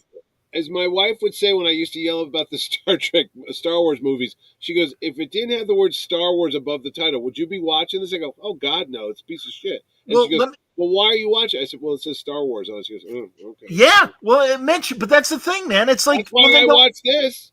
well, I haven't watched Zack Snyder's Rebel Moon movies. Have you? I tried watching the first one. Unfortunately, My nephew I have, liked them. He said they were great. I go, he's like 30. I'm like, Okay, and Franco said, unfortunately, I have. Wayne, did you see Rebel Moon? I liked them. I thought I saw this was this is his Star Wars movie. Sure. Idea that just didn't get this off is the his Star ground. Wars movie. Yeah. Well, This is exactly what we would have got as a Star Wars movie. All right, and again, if you caught something different, and that's why, I remember, as we all do, wasn't Roger Corman produced Battle Beyond the Stars? Yeah, Yes. with Richard Thomas. Right, and John Sayles wrote it, the great John Sayles, fantastic director and screenwriter. From another planet. Yeah. Yep. I again, it looks ridiculous, but I like the story. And I'm like, well, and again, shame on me, because maybe, it's funny, here we go. Warren has a comment about Rebel Moon. Rebel Moon even had slow motion rice falling. Hated it. Mike Jones, Rebel Moon is terrible. Death by slow-mo again. All right, I thank you guys. Maybe you're saving me a couple hours for not watching those things. Oh, you gotta watch the director's cut. Oh, jeez. Is it like Justice League? Is it 4 hours? Sadist. It's my longer. issue with that altogether. My issue with that altogether is you have a deal with Netflix. You have a 2-picture deal to tell this story, and then you release a director's cut. What the hell were you doing in the first place then? I don't understand that at all. I am so with you, Franco, because there aren't the usual studio, unless there were, Wayne. I don't know. Is that what you're going to say, please? I thought I read that Netflix wanted something and then a director's cut later. Oh, that's odd. That's really odd. Requested by Netflix. That's what I've heard about Netflix. The thing you said when we were talking about Amazon Prime is to dumb it down because people are texting and so they can do something else and listen to it. That was a directive that Netflix writers were told about. So that kind of that tracks. It makes sense. So I thought I heard Snyder said that we're gonna have, this is the cut that Netflix wanted, and they also wanted a director's cut for later on, and that's what he did. So it wasn't like maybe they were banking. It wasn't like something that he pulled out of his behind. It's not like Justice League.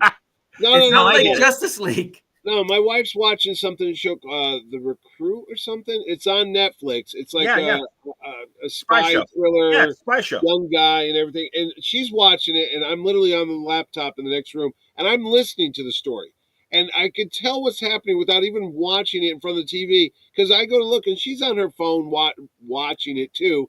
And they're telling you what are you saying we're stuck in Poland and we've got to get a guy because if we don't get him in the next 20 minutes, we're both going to get killed? I go, oh my God, remember when you used to have to watch a show and you'd see that storyline, but they have to keep, and the guy reiterated it again like 3 or 4 times. I'm like, Jesus God, if you cut that out, this show is only like 10 minutes long because they keep telling the plot again.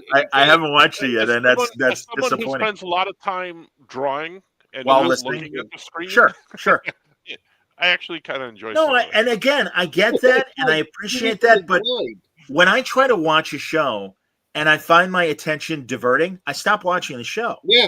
because I'm like, I want like The Old Man, which I've been watching slowly, the 2 seasons of The Old Man, the FX show with Jeff Bridges. It's a great show, but it requires attention. And again, That's then why they canceled it. Yeah, no, I think we talked about it last time. You know why they really canceled it? Sadly, Goldblum's or Bridges is dealing with like stomach cancer and shit. And I have a suspicion that maybe the studio won't insure him anymore because of that. Yeah, that happened to Robert Urich. Happened to Spencer Tracy back in the 60s. Yeah. You know, I mean, yeah. I mean, so, but again, it's like, well, then you're contributing to the short attention span that these people are having, and you're again, obviously, then your stories are not compelling enough to pay attention. Well, that used to be a problem. That used to be Louis B. Mayer going, yeah, we're not going to finance your movie. Your last one was crap. Get out of my office. And those days are gone because, again, these studio heads, these are widgets. They don't pay attention to story. They have no concept. People, John. They're all about 30. They're all about 30 or 40. What do you think? No, I'm saying the studios. I'm saying the studios. No, I'm saying the head of studios now have got to be the oldest guy there. Must be maybe 50. They're not like I don't know. 80-year-old men with money going, see, we're going to do it like this. Don describes Franco watching his dialogue for the comic drawing impaired. Very good. Yeah. And Langley says it's typically why I don't watch Netflix anymore. I don't know, Langley. You know, that Diplomat show that Kerry Russell made was amazing. Season 3 is coming soon. Yeah, I know. I'm excited, man. I know. Well, streaming companies don't see Basil Exposition as a parody. Hello, Austin. No, you know what the advantage of Section 31 had above a lot of stuff I see on the streaming stuff? It was one and done. And I say this because when we go to sit down and watch something, Sharon will say, oh, let's watch a movie tonight. And we have, what do we have? Peacock, Apple TV, HBO, all these things. Sure. And we go through them all. And she goes, oh, that one looks good. And then I look up, it says, series, 8 episodes. I go, I don't want to do that because you don't want to sit and watch 8 hours or 6 hours down there. You want to watch a one and done, 2 hours or less. I absolutely get it. When and when I watched Section 31, I came back from Florida. I was telling Wayne, I go, oh, geez, we got to sit through this. I actually got through it in one sitting, which I don't even do when we were watching the hour-long freaking Discoveries. I used to pause them and walk I hear you, buddy. Scream. But this thing moved kind of. It moved very fast. It was over. I was like, oh, but I think it moved too fast. And again, I don't think it's asking too much to have a coherent story. And I didn't feel like it. Again, throw the Trek out of it. The things they set up made no sense. And I'm sorry, it was a poorly. I love heist movies. I love capers. This was not a good caper. I wouldn't put this caper on my lox and cream cheese. That's how bad it was. Wow. So hey now. B things real fast. There are enough people watching hundreds of anime episodes with subtitles, so no distractions, that I really question the attention span thing being as endemic as Hollywood. Exactly, B thing. It isn't the people saying this. It's the studio saying this. My son, mid-20s, is watching anime stuff that's not in English. Yeah. And he's watching this stuff. So don't tell me that they don't have the attention span. Yes, he's watching stuff on his phone all the time or his iPad. But man, like I'm sitting there, I'm like, what is this? He goes, oh, it's blah blah blah blah blah blah, whatever the hell it is. And I'm like, what episode is this? He goes, I don't know. There's like 1,000 episodes. Yeah. Like Dragon Ball Z. Yeah. Yeah. Like, I agree with One Piece. Apple TV is really HBO is like there's nothing really good on. They'll have good documentaries here and there, but I haven't seen any great series on HBO. But Apple TV's got a good mix of comedy, drama. You've got all kind of things. You got half-hour comedies. You got Yeah. No. I love Apple. I'm very happy I have Apple. Did you watch that one with Vince Vaughn? That's the Carl. Not yet. Not yet. Monkey or whatever. I have to watch that. Yeah. I'm hearing good things about it, though. I'm hearing very good things about Bad Monkey. I think it's Elmore. No, it's not Elmore Leonard. Might be. I don't know. Isn't it based on one of his stories? It's Stephen King, isn't it? No, it's not Stephen King. No, no. It's about a detective down in the Key West area. Yeah. And, Oh, is it Carl Hyson? Carl Hyson. Carl Hyson. Carl Hyson's a great. Oh man. I think they made a movie. Wasn't it Midnight Blue with Alec Baldwin and Fred Ward? They did a movie that was based on one of his books. Yep. No, he's a great novelist. Excellent, like, excellent crime novelist. Yeah. Like Kinky Friedman. I used to like Kinky Friedman. Sure. Yeah, but you liked it for the other reasons, you know. No, Kinky Friedman used to be on Imus in the Morning a lot. I'm kidding. Yeah. No, I'm late to the I party agree. and Apple's amazing. I'm sorry, Francis. I was I stepping was on you. gonna say I know I'm late to the party, and I'm catching up on the Doctor Who's because I went from Yeah. the early stuff, and then I started watching the newer stuff, but stopped in the middle of Tenet. I just got to Capaldi, Yeah. and the Matt Smith and the David Tennant stuff. Man, there was a lot of good stuff in there. A lot of fresh ideas. I'm like, I whoa, agree. and Yeah. this is like so good. Why can't they make stuff like that? Oh, wait Like, till you get to after Capaldi, it goes downhill fast. Yeah, 'Cause- man. no, I it's was, and seamless. truly, guys, because I feel like, well, you obviously don't like women, and that's, and no, I I think you said love it about. Jodie No, I'm Whittaker. I saying loved her in Churchill, whatever it was. Broadchurch. Yeah, Broadchurch. I thought she was fantastic, and when I'm she with was you, Mitch. announced, I couldn't wait because I said, "Oh, she's great. She's fun." I Yeah. can't wait. And then they looked like the production values went out the toilet. They had no money. They were like shooting stuff in a warehouse. I go, "What's going on here, BBC?" And then they had again, too many companions. I liked the yes, old guy, and I didn't know who this guy was. And the Doctor was like a background character on some of these shows. I go, because "What they is had to. going on here?" And then by the They split up, and each of them would have their own little mini adventure. And it's like the show is called Doctor Who. Can I see more of the Doctor, please? No, I agree with you, Mitch. She was underserved, and she it's a was. shame. It was a And disgrace. I wonder how history will look back at that Jodie Whittaker era and be because thankfully, because Colin Baker certainly got screwed during his run He did too. too. They didn't And want the show to thankfully, go on. Yeah. with Big Adventures letting him do the audio dramas and even his subsequent appearances since, it's like, yeah, you know something? This would have been a great Doctor if he was better served by, once again, better writing. Yes. Again, it Yes. always comes down to and Franco, did you watch the Doctor Who Christmas special? Which one? The new one? The new one. yeah, we saw it. Yeah, I we liked talked it. about it. Yeah, we talked about it. Okay. All right. Yeah. I couldn't remember. Mhm. Yeah. But No. yeah. No, I like no the Capaldi era. I like the Capaldi era a lot. I felt Yeah. like they hung on to Clara a little too long. Oh, I like to do that. And listen, I love Clara, and I love her in the first Captain America movie. I know. Right. I'd hold her long too, Mitch. I'm with you. She's But adorable. yeah, I watched Tenet, and Tenet was just so good. And then the Matt Smith was a little bit wonky with the changeover, but then quickly got pretty good. Yeah. It No, Yeah, it's just- when fun. Jenna Coleman came on it. That's why. Yeah, because Yeah, Stephen but even Moffat Amy and- knows how to no, but write even stories. Amy, I love the Amy stuff. I Amy love the Amelia and stuff. what was her husband's name? I Rory. forget. Rory. Oh, Oh, Rory, yeah. Rory. No, they were fun. Bonnie. They were Wasn't it funny. Oh yeah, I- Rory. I'm thinking of when Yeah, the other one Rory. got married. I thought Bonnie. it was just so good, and it's just like it. Like, man, it's episode after episode. It's making me feel good. I like watching it. I'm like, it's not like, I was thinking about Discovery, and I was like, man, like we're God. slogging through I this see. week after Yeah, week, and yeah. and this stuff I'm just like rifling through. But And you again- know what? It just seems like Alex Kurtzman, he doesn't understand the gestalt, and forgive the word, of Trek, and doesn't want to, and wants to get away from it. And You know I'm what's sorry, good- that's the wrong solution. And I really hope when Skydance takes over Paramount, the rumor is it would cost us too much money to buy him out now. What we should do instead is let his contract run, which is a year from summer of 2006 or 26. And all right, contract's over. Goodbye. And then rest the franchise for a year or two. Get some writers in there that understand Star Trek. And I know they're out there.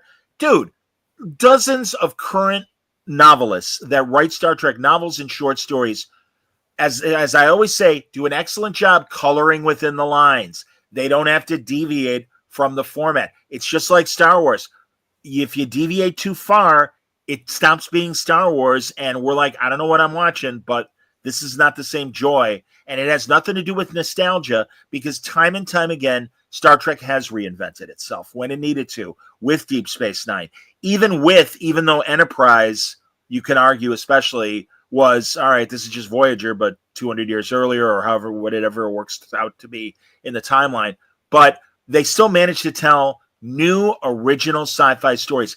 And the fact that some people, well, they only have 10 a season. Yeah, and you know what that means? They should try harder with the 10 that they have. And a lot of times these other guys, and I've heard them say this on various podcasts, we had to come up with 26 episodes a year.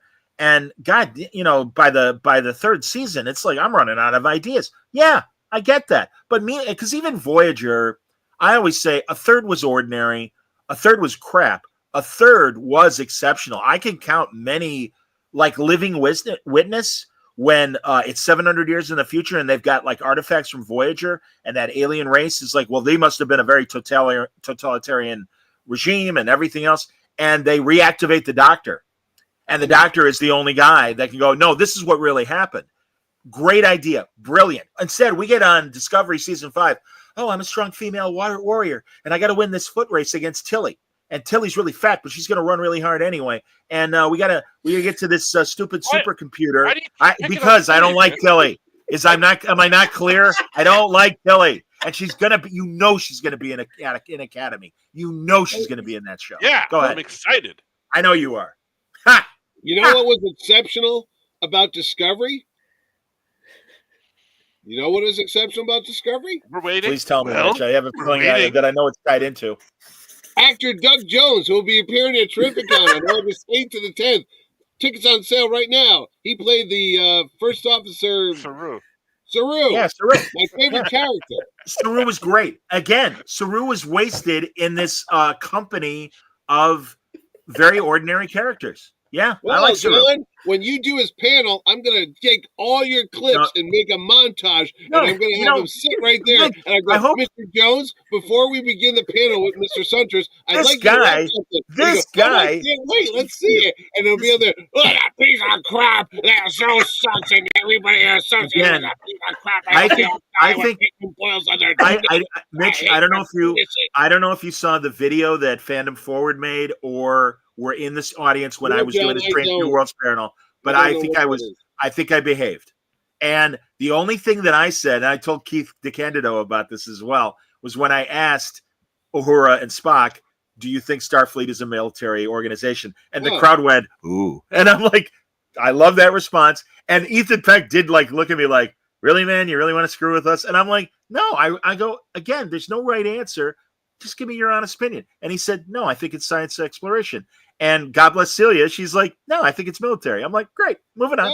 Oh, there you go. But honestly, no, Mitch. That was the least of the complaints I know you're heard about that. Well, no, but also, no. Because honestly, man, I know. And again, having done convention panels for 15, 20 years, however long it's been, because also sports radio things.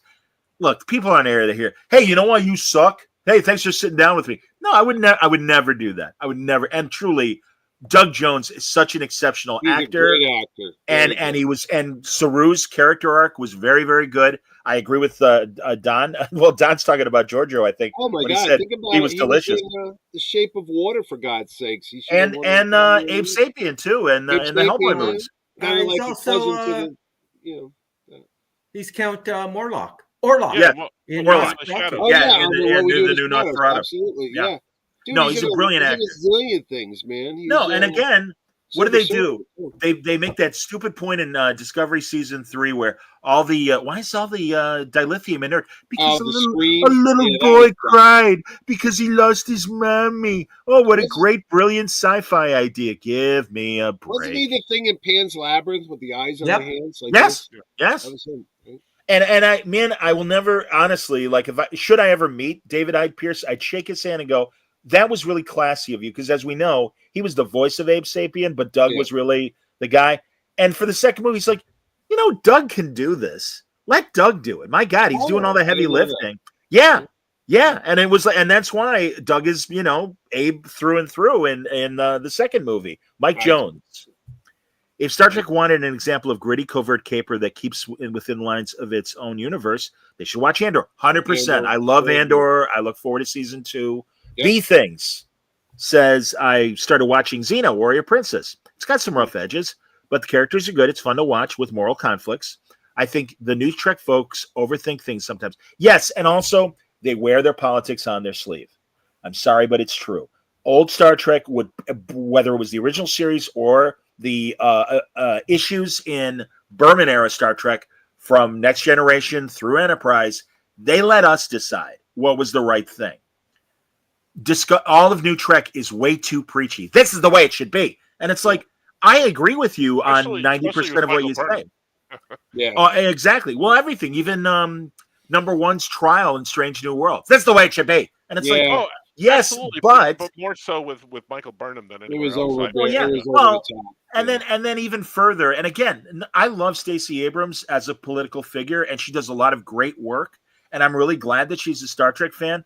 But making her the president of the Earth during that election period was a real like, man, you guys just do not want anyone who disagrees with your politics to like this show. Because I said, put the shoe on the other foot. What if it was Ron DeSantis as president of Earth? Because that was that period when he was very loud and angry and everything. And it's like, okay, go ahead, Mitchell. Wasn't Melvin Belli, the attorney, being on Trek back in the original series? Was that like controversial? Because he was like, I don't know. I mean, again, I was know 4. years later he was with the Lee Marvin Yes. Lawsuit, but I'm saying I don't know. I was like 1 year old back then, so I hear you, Mitch. I was only 4. But he was definitely a stunt cast. I mean, I don't think they just randomly got him. There must have been a reason why. Yeah, I don't know. I've never explored the reason why, and maybe I guess he was an attorney for like one of the producers or something. Yeah, Fred Freiberg or something. I'm just curious. I'm serious. I don't know. I don't know. There might have been people on that show that we didn't know because we weren't alive back then, but there might have been some other cameos or actors on Star Trek or something. No, well, Mae Jemison, the astronaut, was in Next Gen as an extra. Well, I remember reading about that because you were like, "Oh yeah, she's an astronaut." No, you can see her. No, you prominently see her.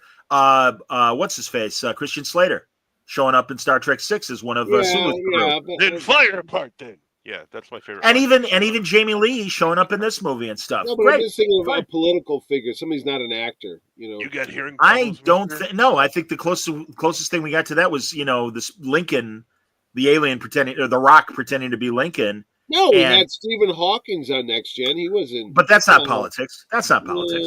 No, it's tech. That's tech. If you had Nathan DeGrasse Tyson, what is the guy? Right. If he appeared on the show, right. What or Mr. Science Guy? But that's more Jim. Yeah, Bill Nye. White guy. Yeah, Bill Nye. Because he goes on about they're germane. They're germane to the word is science. Stacey Abrams is not who I think of when you want to do something in science fiction. It was stunt casting, and come on, Mitch, you know it. It was stunt casting because we believe in her and we agree with her. I agree with her too. But don't. Hey, how you doing? Hey. Let's rub our faces in progressive politics. If you're Paramount or whoever's doing Trek nowadays, that could be the director or the producer, maybe a friend of his or something like that. But when you have this publicly traded company, do you think they're really going to go put their neck on the line that far? Yes, I do, Mitch, because we've been seeing it for the last 10 or 15 years. Well, Walt Disney Company and stuff. But I mean, and again, I am for DEI. I am absolutely for it. It is important to give everyone a fair chance to progress and thrive in this country. That said, when you go too far with some of the politics that we've seen at Disney, at Marvel, at Star Wars, at Star Trek, and the fans reject it, read the room. You are pissing people off because you're putting your politics before your story. If you have a good story and the politics align with that story, great. But they don't. They again, no, how you doing? Yeah, guess what? We believe this, and you should believe this. If you don't believe it, then leave the room. Okay. But Trek, out of all those things you mentioned, of all those properties you mentioned, Star Trek at its core, when it started in the 60s, has got to be the ultimate diverse concept in any popular. Going back to the 60s. Because I know, but so I can see that because it's like, hey, this is what we're all about. I mean, this is all about everybody can do their thing. I so agree, Mitch. No matter what you look like or who you are, religion, color, creed, sex, all that stuff, Well, but that's Star Trek. That final episode of Discovery, before they got to the 20-minute, where everybody was after the mission. Yeah. But they took that the Chase Next Generation episode, and I'm going to cliff note this, but that alien tells all the different races, you all come from our DNA. And that is a very 20th century American philosophy of welcome to this country. We all believe in the same things. We are all Americans. We are all one.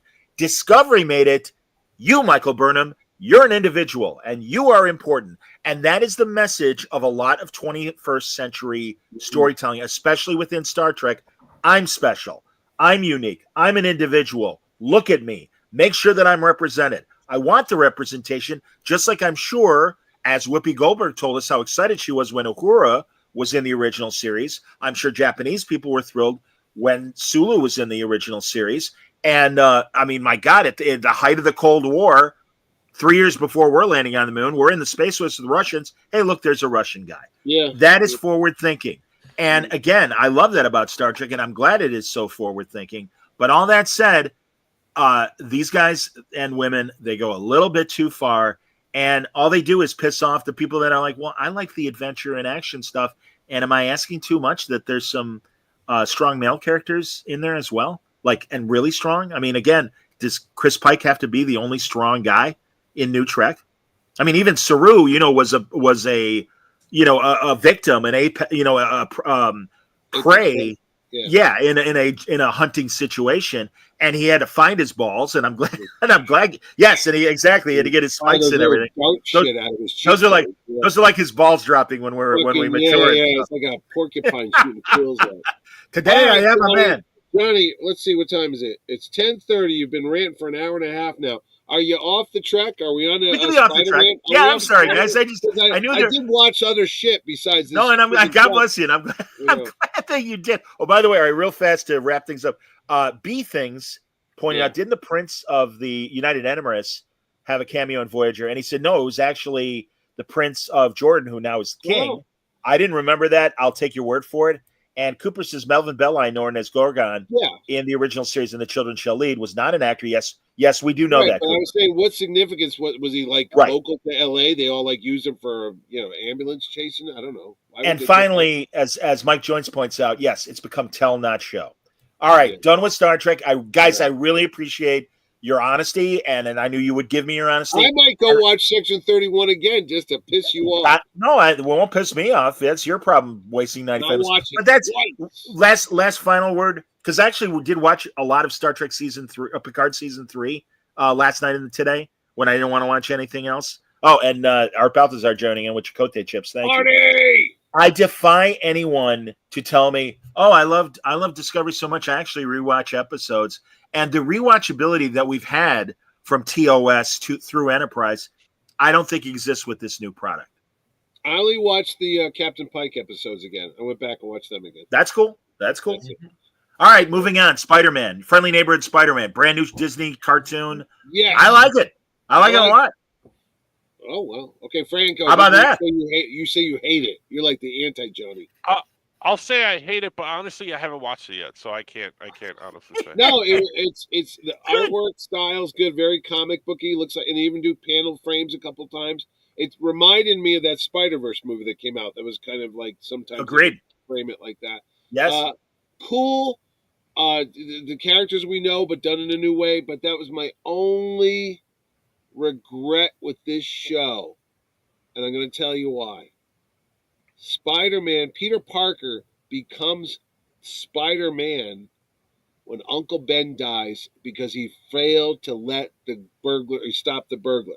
Right. In this one, before he gets bitten by the spider, before he tells Aunt May, well, I'm so sorry Uncle Ben passed away. I go, wait a minute. That's the thing. I go, okay, maybe they're doing the movie version where Aunt May, in the last one, Marissa Tomei becomes the, great power comes great responsibility. Right. Okay, I'll kind of accept that, but you really need that to that. I agree. Trigger that. And it's in the Spider-Verse movie. That's the whole premise, is all the Peter Parkers or whoever Spider-Man is always has to have that defining moment where there's the main person in their life has to die. Agreed. And that's what gives them the responsibility and great power. Could not agree more. Absolutely. And as soon as I saw that, I go, oh, man, what are you doing? Go ahead, Wayne. So I think this could be something like Kurtzman's Star Trek, where they have to really, because Sony still has the license, right, for Spider-Man and everything that goes with it, that they have to try to differentiate it as much as possible so that it doesn't really, because this is a Marvel production. Yeah, it's not a co-production. But so no, I hear what you're saying, Mitch. No, honestly, but they have to try to do it a little differently. The fact that they've got him in that, and I have a photo, but I don't have it handy. That pre Tony Stark Peter Parker scene in Civil War, that, you know, all right, we're going to give you a better suit and stuff like that. I love his bare bones street level with the goggles and the crazy outfit and stuff. That's yes, and the tubes connected to his web shooters and everything. I love all that. But my suspicion, Mitch, is because of the movies that they are making it different from Uncle Ben, and maybe we're leading to Aunt May dying. Because it's definitely a derivative of the Tom Holland Spider-Man movies. Yeah. There's nothing wrong with that. They are successful. They have brought a new, fresh audience. And again, I agree with you formatically. I like that. And again, you're not wrong for not liking that, Mitch. No, I love the show. I just didn't like that one because that's to me Spider-Man. Well, maybe new kids don't even know who the hell Uncle Ben is. But then if you watch the other two movies with Cliff Robertson and Martin Sheen, Tobey Maguire, Uncle Ben's in there, so you know they know who he is. But, no, I get that, but what was I going to say about that? That again, the Tom Hollandness of it all, and again, it's okay. You know, I know that the animation rights are complicated compared to the movies that are Sony. Period, and thankfully they learned their lesson, and with the Andrew Garfield movies, and said, all right, well, I guess we need help. Marvel, help us, you know, help me, Obi-Wan. Whatever. But here, a B thing says, I thought Marvel Disney had retained the television rights to Spider-Man all along. I could be wrong. I don't remember the MTV show, although it was Avi Arad who was producing that Spider-Man TV show. Yeah. The first one that was on MTV. Right. I don't know. That woman was involved. Alonzo? No, the girl from Sony that I can't think of her name. Oh, I don't remember her name. No, I don't know. Oh, I was going to say, I remember what I was going to say. Well, like you said, Mitch. Amy Pascal. Oh, okay. Uncle Ben's death was so integral to the Spider-Man mythos. When they did the musical, Turn Off the Lights, Turn on the Funk, as Franco liked to call it back in the day, you know, they had the whole Spider Goddess thing. And Bendis was the original guy from Marvel that they wanted to bring in to help with the story of the musical. Yeah. And literally, he was dealing with Julie Taymor, the fantastic Broadway producer of The Lion King and a million other credits and stuff. And, you know, hey, you don't want to mess with Julie Taymor when it comes to Broadway. And he's like, you know, Uncle Ben died and he got bit by the radioactive spider. And that's how the story went. Yeah. Yeah. And it's been great for, at that time, 40 years. Why change it? And literally, as Brian explained to me, and it's in his new Hope and Glory Volume 2 comic book, Julie Taymor literally went, no. And he's like, and he called RV Arad and he goes, I want off. I won't be talked. Oh, really? She was that upset by that? Well, yeah. And how dare you challenge me? And it's like, gee, I'm really sorry. I'm just a guy that's been writing Spider-Man for like the last 7 years. And I'm from Marvel, where, again, they hired me because I understand the gestalt of Spider-Man. You clearly don't. And she clearly did, because the show failed. I saw that on Broadway. So did Franco. Yeah, we were hoping somebody would fall. Actually. Wayne, you saw it too? Oh, no, I didn't see it. Oh, God, no. He saw the Toronto. He saw the Toronto. A rebuttal to Mitch's. Real fast, because I had a terrible joke. About Uncle Ben. He saw the Canadian the whole Uncle Ben. Okay. And Peter ate some bad poutine, and that's how he became Spider-Man. Now, please continue. Go ahead. Yeah. No. What I liked about it, that I'll use Batman as an example. I am so tired to see Martha's pearls get falling down on the ground. That this was kind of like a new take on his character, because it's a kid who gets bit and is just learning about his powers and what he can do. Sure. Yeah. As opposed to having all that responsibility tossed on him. So what you're getting at is from a fresh perspective of like, what would happen if you were bitten by a spider all of a sudden without anyone dying around you? No deaths.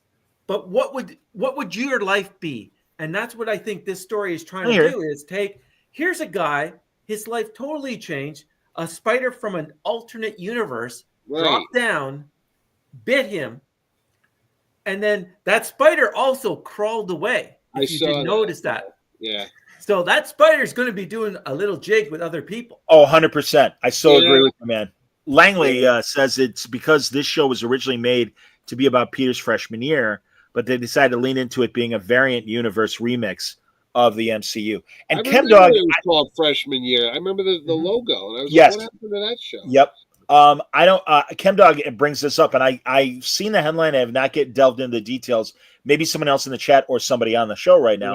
He heard the actor that plays Spider-Man's voice got blasted for saying something about the show. I did read that because they also conflated that with Anthony Mackie's Captain America. He said something about it not. He goes, I like that it was anti-woke or whatever, something along. Oh, interesting. So it's kind of the opposite of Mackie's statements. Anti-woke.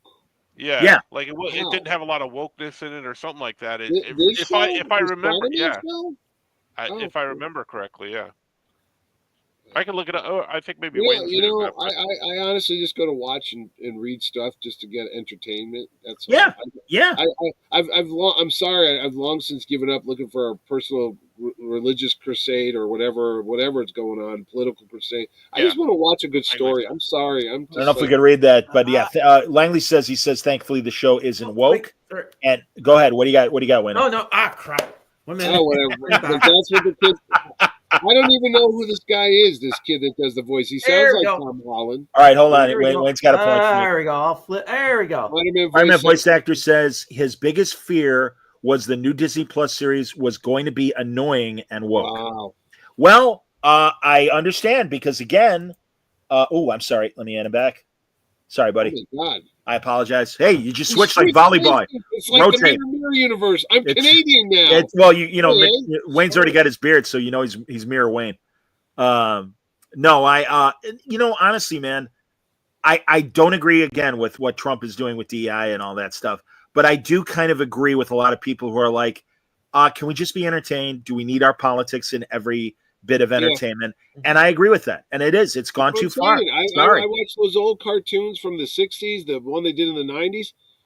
It's just it's entertainment. That's what all this stuff is. It's not like if I want to watch Face the Nation or Meet the Press, I'll watch that. But when I want to watch a guy swinging from trees and fighting alien octopuses, I'm like watching Spider-Man. Yeah, I don't care what his politics are. Well, and again, I want to see. I do want to see what America looks like represented. I'm so for that. But again, the politics should not get in the way of your story.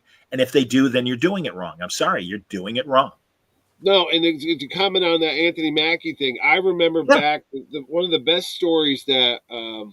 Real fast, Mitch. Should you clarify what Mackie said and then say what he said? He was in Rome. He was in Italy doing a press junket for the upcoming Captain America: Brave New World. Yep. And he said, I don't think they were talking about the character of Captain America, and his words that he said in this video that I saw him speak. He said, I don't believe that America shouldn't be. I kind of know it. I'm trying to get the exact wording, but well, you're not in court. Captain America is the American part of it is supposed to be representative of America. what America is, or something like that. And I said, I go back to Mark Grunwald, who did a great story years ago about Captain America, because there was these people that were trying to get rid of all nations. It was the flag smasher. They didn't want any more countries. They wanted everything to be globalist. One world, one government. One world. Yep. And they said, well, how could you be defending people? Look at you walk around wearing a flag. You look like Betsy Ross threw up on you. And he's like, no. I'm all about not who's president, not who's Republican or Democrat, but the idea of what America is, or what you could be if you given you've all come here to rise above, no matter what you look like, whatever. And again, it goes back to almost a Star Trek philosophy. That's correct. The American dream. He represents the dream of hope and what could be possible if you get past all this bullshit of racism and hatred and prejudice and all that. And the core essence of it, it's almost like a Jesus. No, it's remember when Mackie says that, I go, bro, step back a bit. You somebody's got to tell you what Captain America was in the comics. He was not about, he fought Nazis in World War II because that was the world we lived in back then. But I always thought Captain America is just like everybody, just like Spider-Man. Anybody could be Captain America, because it's like it's all about being the best you could be and the perfect thing. And again, I don't know. That's what I thought it was. Accept people for who they are, and let's all work together for a better society. That was the 20th century American ideal. And that's what Roosevelt tried to represent during the Depression and the war. Let's all work together. Let's not forget that everybody's important and try and help everybody. That is Captain America. But that's why I thought you were going to say when we were talking about Grunwald, and I don't remember who wrote. No, it was the Grunwald Hold on. story. No, but I have a different story. Okay. That when the government changed and he didn't like what the government was doing, and he had that black uniform and he was the captain, and that's when we got John Walker. It's the same storyline. It's issue 350. Right okay, so and they introduced John Walker. And by the way, I love John Walker, much like I like Azrael becoming Batman, where it's like, all right, there's an interesting contrast. Different take on it, yeah. Right. But again, it's, and that's why I kind of like that they leaned into the super soldier uniform in the Avenger movies post-Civil War. And he stopped wearing the full red, white, and blue. And, the Brubaker stories, they all blue. No, I thought you meant the movie. And and then, without the mask and everything. Right. And Langley is correct. Back in the 70s, the Nomad era. Yeah. Absolutely, man. Empire, and he's sick of the government. He was being Richard Nixon was in charge of that empire. No, I remember. Stanley asks, did you love Section 31? Well, sit down, Stanley. I've got a few thoughts on that. I'm kidding. Rewind. Yeah, God bless you, Stanley. Rewind. An hour and a half ago. We already exactly. No, we really, man. We backed the car up a couple times over that. Yes, and again, the other three disagreed with me, and I'm thrilled that they did because, guys, it's so funny. And I'll even say what show it was because they're kind of on, but not really. Again, I'm blanking on their name. Doesn't matter. Another podcast in Chicago. We would disagree about. I'd come on their show and we disagree about stuff, and those are like, "Hey, man, I feel bad when we disagree. I don't want to stuff fight." I'm like, dude, I'm from sports radio. Just because there's a Met fan and a Yankee fan, it doesn't mean they hate each other. They disagree. Well, they do, actually. Yeah, they do. Well, exactly. I guess you guys know better. Well, at least here in Chicago, for the most part. New York, it's okay because you see the Met fans, you feel bad for them. It's kind of like, they don't know any better. But if it's Red Sox and Yankees, I understand. Hey, man, gloves are off. Those people are animals. We were angry at the Mets for beating us in '69 for the pennant in the series because we had a great team. I love Ernie. God, Ernie was my god. Absolutely, all those '69 Cubs, man, they were my heroes. You know what, John? I could go back to back in the '80s when we'd watch schlocky movies like Battle Beyond the Stars. Yes. You're Hunter from the Future with what was the Barry Botswick one? Megaforce. Megaforce. It's right. Deeds, not words. So when you would told me as a kid that there's not going to be a fourth movie about Captain America from the comic books, I'm like, Jesus, give me the popcorn. In fact, I will be seeing it, not at Terrificon, but I will be seeing it with Franco and Ordway and Nick. We're all going to be watching that movie next Thursday with my big beautiful buddy. Bucket. And next Thursday already? Wow. 2 weeks. It's going to be next week. Just under 2 weeks. Yeah, a week from Thursday. A week from Thursday. Yeah. Yeah. So I'm just saying, that's unbelievable that we have such amazing entertainment that there's a Captain America. And when they try to politicize this stuff, I go, sit the F down and get the F out of here. Take your goddamn stuff and go put it on TV and Twitter and all this other nonsense you want. Because this is pure. This is entertainment I've had since I was a kid. Don't touch it. Leave it alone. I hope it's good, Mitch. And I'm with you. I'm so with you, Mitch. Honestly, Captain America has always been my favorite Marvel character. But I'm seeing posts everywhere. They're trying to, what do you call it, a critic bombing or so. Oh, Captain America's got the lowest, it's lowest box office than Ant-Man 3. I go, shut the hell up and get out of here. But you can't deny God damn that I think there is some Marvel disappointment that the movie's going to have to compete against. And right now I've heard maybe through pre-ticket sales that they're expecting a $90 million opening weekend. Yeah. First of all, get what you get and accept it. But also, as I always say about new Star Trek every week, maybe I'll like this one better. Not that I haven't liked every Captain America movie and Chris Evans' portrayal, and I loved Falcon and Winter Soldier. I thought it was an excellent story. Out of all of them. Mitch, I am so with you on that. Again, I love Captain America. I love Sam Wilson. I love Bucky Barnes. I love all these characters very, very much. And the only concern I have is, and I guess he's got an adamantium suit. rather No, than it's a have vibranium suit because or when he vibranium. lands, Excuse me. it absorbs the blows. They had it in the Sure. Black Panther too. So like if somebody punches him a lot, he could somehow reverse Yeah, that I get it. Yeah. kinetic The energy. energy. Because when he lands, that's what he says. Wait for it, because you see him do that, Right. superhero landing, and all Sure. these guys just surround him, and also you see the shockwave come and knock Right. him out. That's the Right. vibranium. So. Okay. Well, and again, I hope that works because I always loved those replacement Cap stories, like the one that Carl Kiesel did, where it was the Patriot in the 40s after World War II, and he was just a guy in a suit. Yeah. And really, like the rest of the invaders or the All Winter Squad are like, yeah, we got to protect him, man, because he's not Steve. Yeah. That was Jack something. It begins with an N. Jack Davis? No. That Captain America. Jack Monroe. Jack Monroe. Yeah. Jack Davis is the Mad Magazine. Oh. The guy went nuts too. Remember they brought him back? He's not. No, that was a different one. No, that was a different one, Mitch. That was the Captain America that they did in the cliffhanger 50s. movies. And yeah, he was the 50s guy, and they retconned those few 50s stories as a crazy guy that got the super soldier formula but did not get the Vilo Ray or the Violent Ray or whatever. Rays. Yeah. Yeah, and that's what made him Vita nuts Rays. and everything. What is it? What is that cap? Vita Rays. Yeah, Okay. yeah. I'm trying to think what that cap was though. I thought it was Jack something. But anyway. Jack Monroe was Nomad. And also Jack Monroe was his Bucky. Yeah, that's what I'm saying. That guy becomes Nomad, but that cap was I can't. But yeah, I don't remember that cap's. Oh, yeah, Vita Race. Thank you, Mike. Well, all right, kids that are on the chat and doing our. What was the crazy Captain America from the 70s? Yeah, what was his identity? I know they gave him plastic surgery to look like, and they called him Steve Rogers again to jive with those few 50s Cap stories. And I love that story, man. And I'll tell you, man, you talk about old timers. I remember on the Newsarama chats and stuff when Brubaker brought that Cap back, and they were fighting and stuff. Steven and that guy, and that guy's like, "F you." I read those 50 stories. He was Captain America. This is a lie, and I can appreciate that because obviously it was retconned to make it all work. They were like you with Star Trek.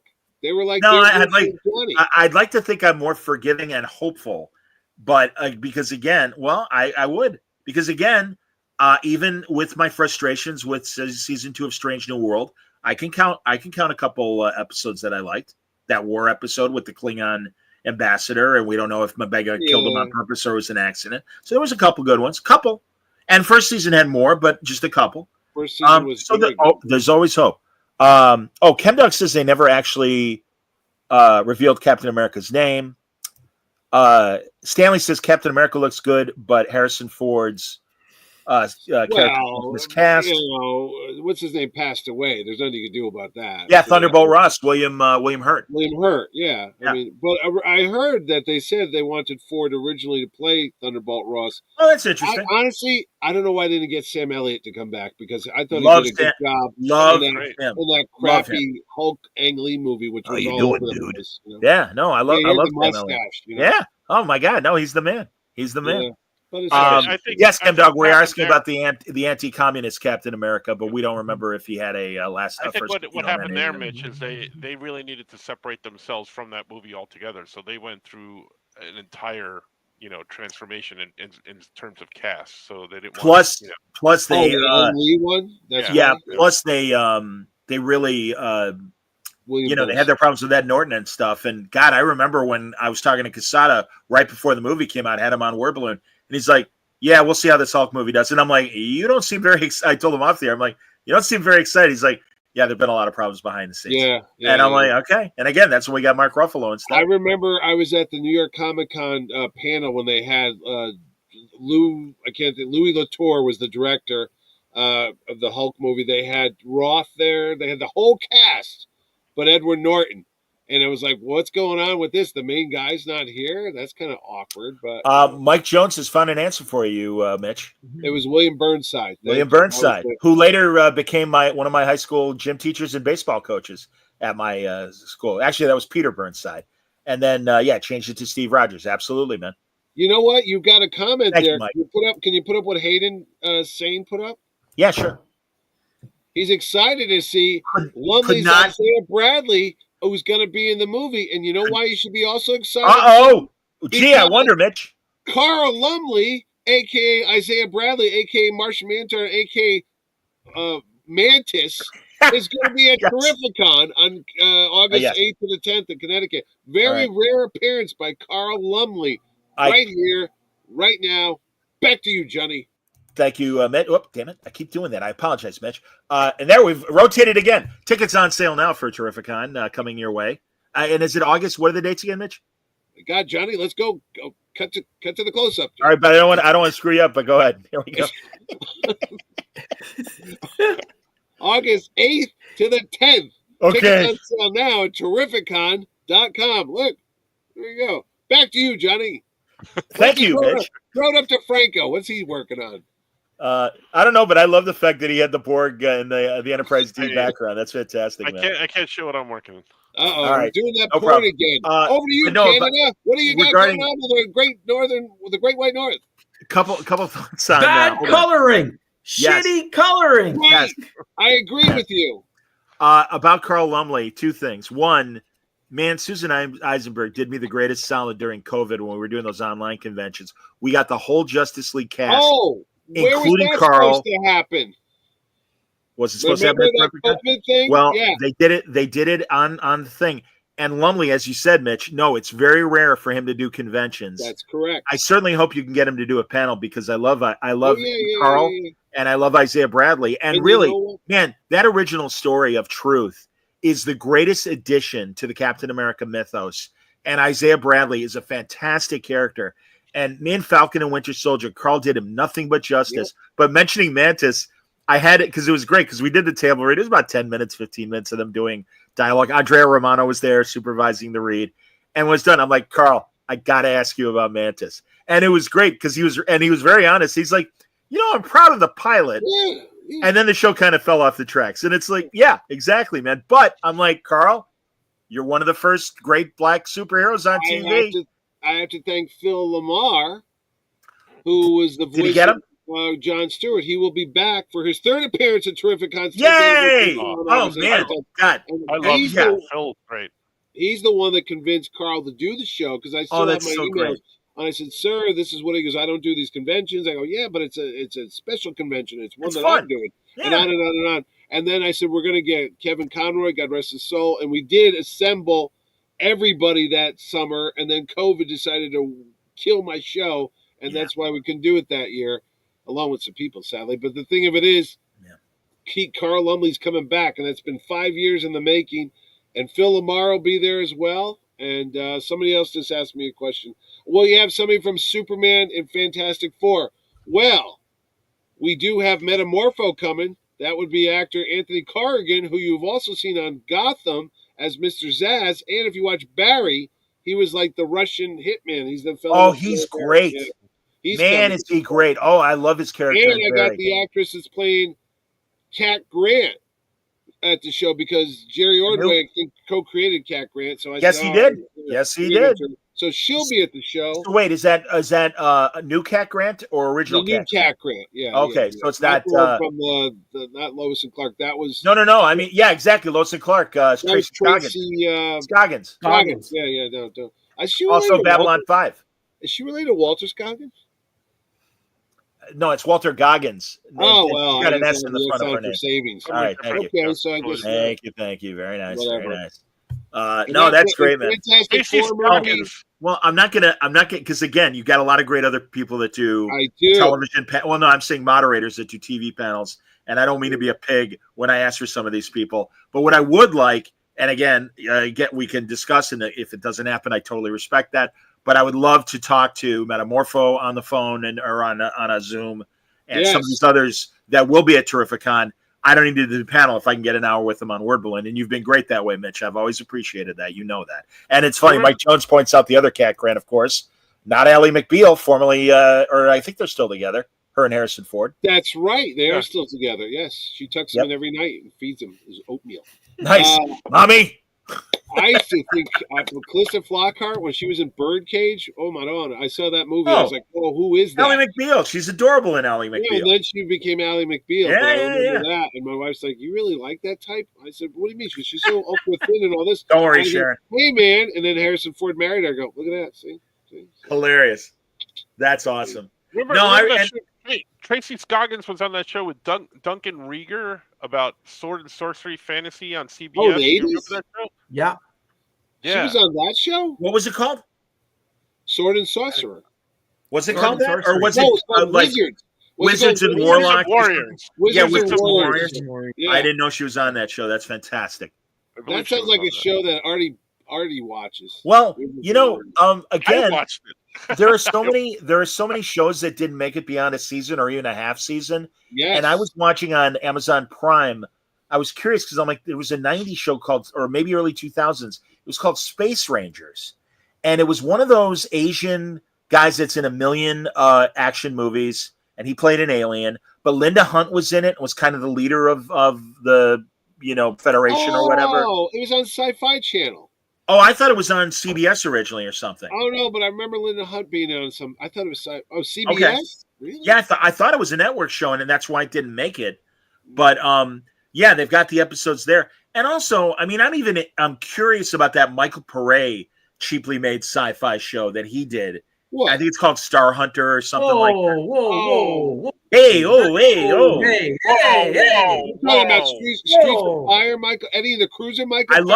I love Michael Pare for all He's those great. reasons, and that's why I'm curious to watch his sci-fi TV show. Willem Dafoe was in that Streets of Fire. He there. was, Come and on. so Yes, was he was. Deborah, And haircut and with and, the overalls. Chicago's own Hammer. Amy Madigan was in that, and Wendy Rick Moranis, and Diane Lane. Diane Lane, Yeah. yep. Yeah. And that When you great saw- Dan Hartman song, "I Can Dream About You." I could dream about you if I can't hold you tonight. That's right. When you saw Streets of Fire, when you saw William Dafoe, wouldn't you, at that point in time, you thought he could play the Joker? Amen. Yeah, Amen. And To Live and Die in L.A. as well. He was in that movie with somebody Scary you looking went to dude. school with William Peterson, right? Who went to school with him? Didn't you go to school with? I didn't Peterson? go to school. No, he's a little bit older. Is He's he about really? 10 years older, but he lived in the town next to mine. Wow. And he was a big sports freak. So he used to come to my sports radio station all the time.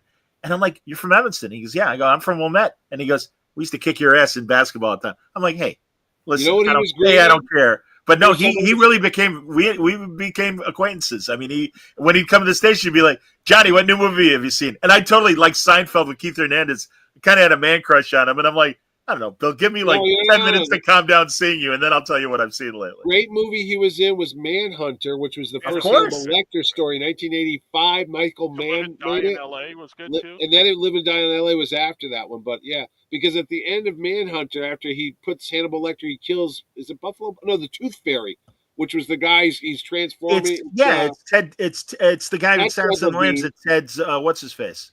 It's the I know I've met that guy too, the actor. He was also Frankenstein in Monster Squad. Not Ted Healy. That's the guy who was in charge of the Stooges. All right, look it up, everybody. Well, But anyway, that guy. But then at the end of the movie, he does wear what I would call questionable bathing suit when they're watching little turtles go into the water on the beach. I mean, his freaking. Why'd you see his crank? It's Yeah. hanging out, buddy. I mean, That's hilarious. He was like a dancer. It was a European style bathing suit. Oh, it was bad. It was bad. They were all the rage in the high. 80s. I was like, don't turn I had a pair sideways. too. He's Reese Witherspoon's father in the movie Fear with Mark Wahlberg. Yeah. And he told me, I'm like, "What's coming up, man?" He goes, "I got this new movie. I play Reese Witherspoon's father in this movie Fear." I'm like, "You're supposed to date Mark you're supposed to date Mark Wahlberg. You're supposed to date Reese Witherspoon." He's like, "Johnny, I'm getting old, man. They make me the dad now." Noonan. Thank you, Mike. Tom Noonan wasn't. Oh yeah, Tom Noonan from The actor. Manhunter. He played From Manhunter, Tooth yes. Fairy. Yes. the Tooth Fairy. That Yes. movie with Marky Wahlberg was called Fear, I believe. Yeah. Right? With Yeah. Frank. It just came out. Bill's no. There's another No, one. that's What's that? Yeah, that's Oh, that's Tom Noonan. Yeah, Absolutely. yeah. Very He's good. funny. Yes. I met him, and in the He was scene creepy in in that. that But movie, who yeah. played Buffalo Bill in Silence of the Lambs? Because that that guy, was, that's the, Ted the Levine. inspector. That's- the inspector from Monk.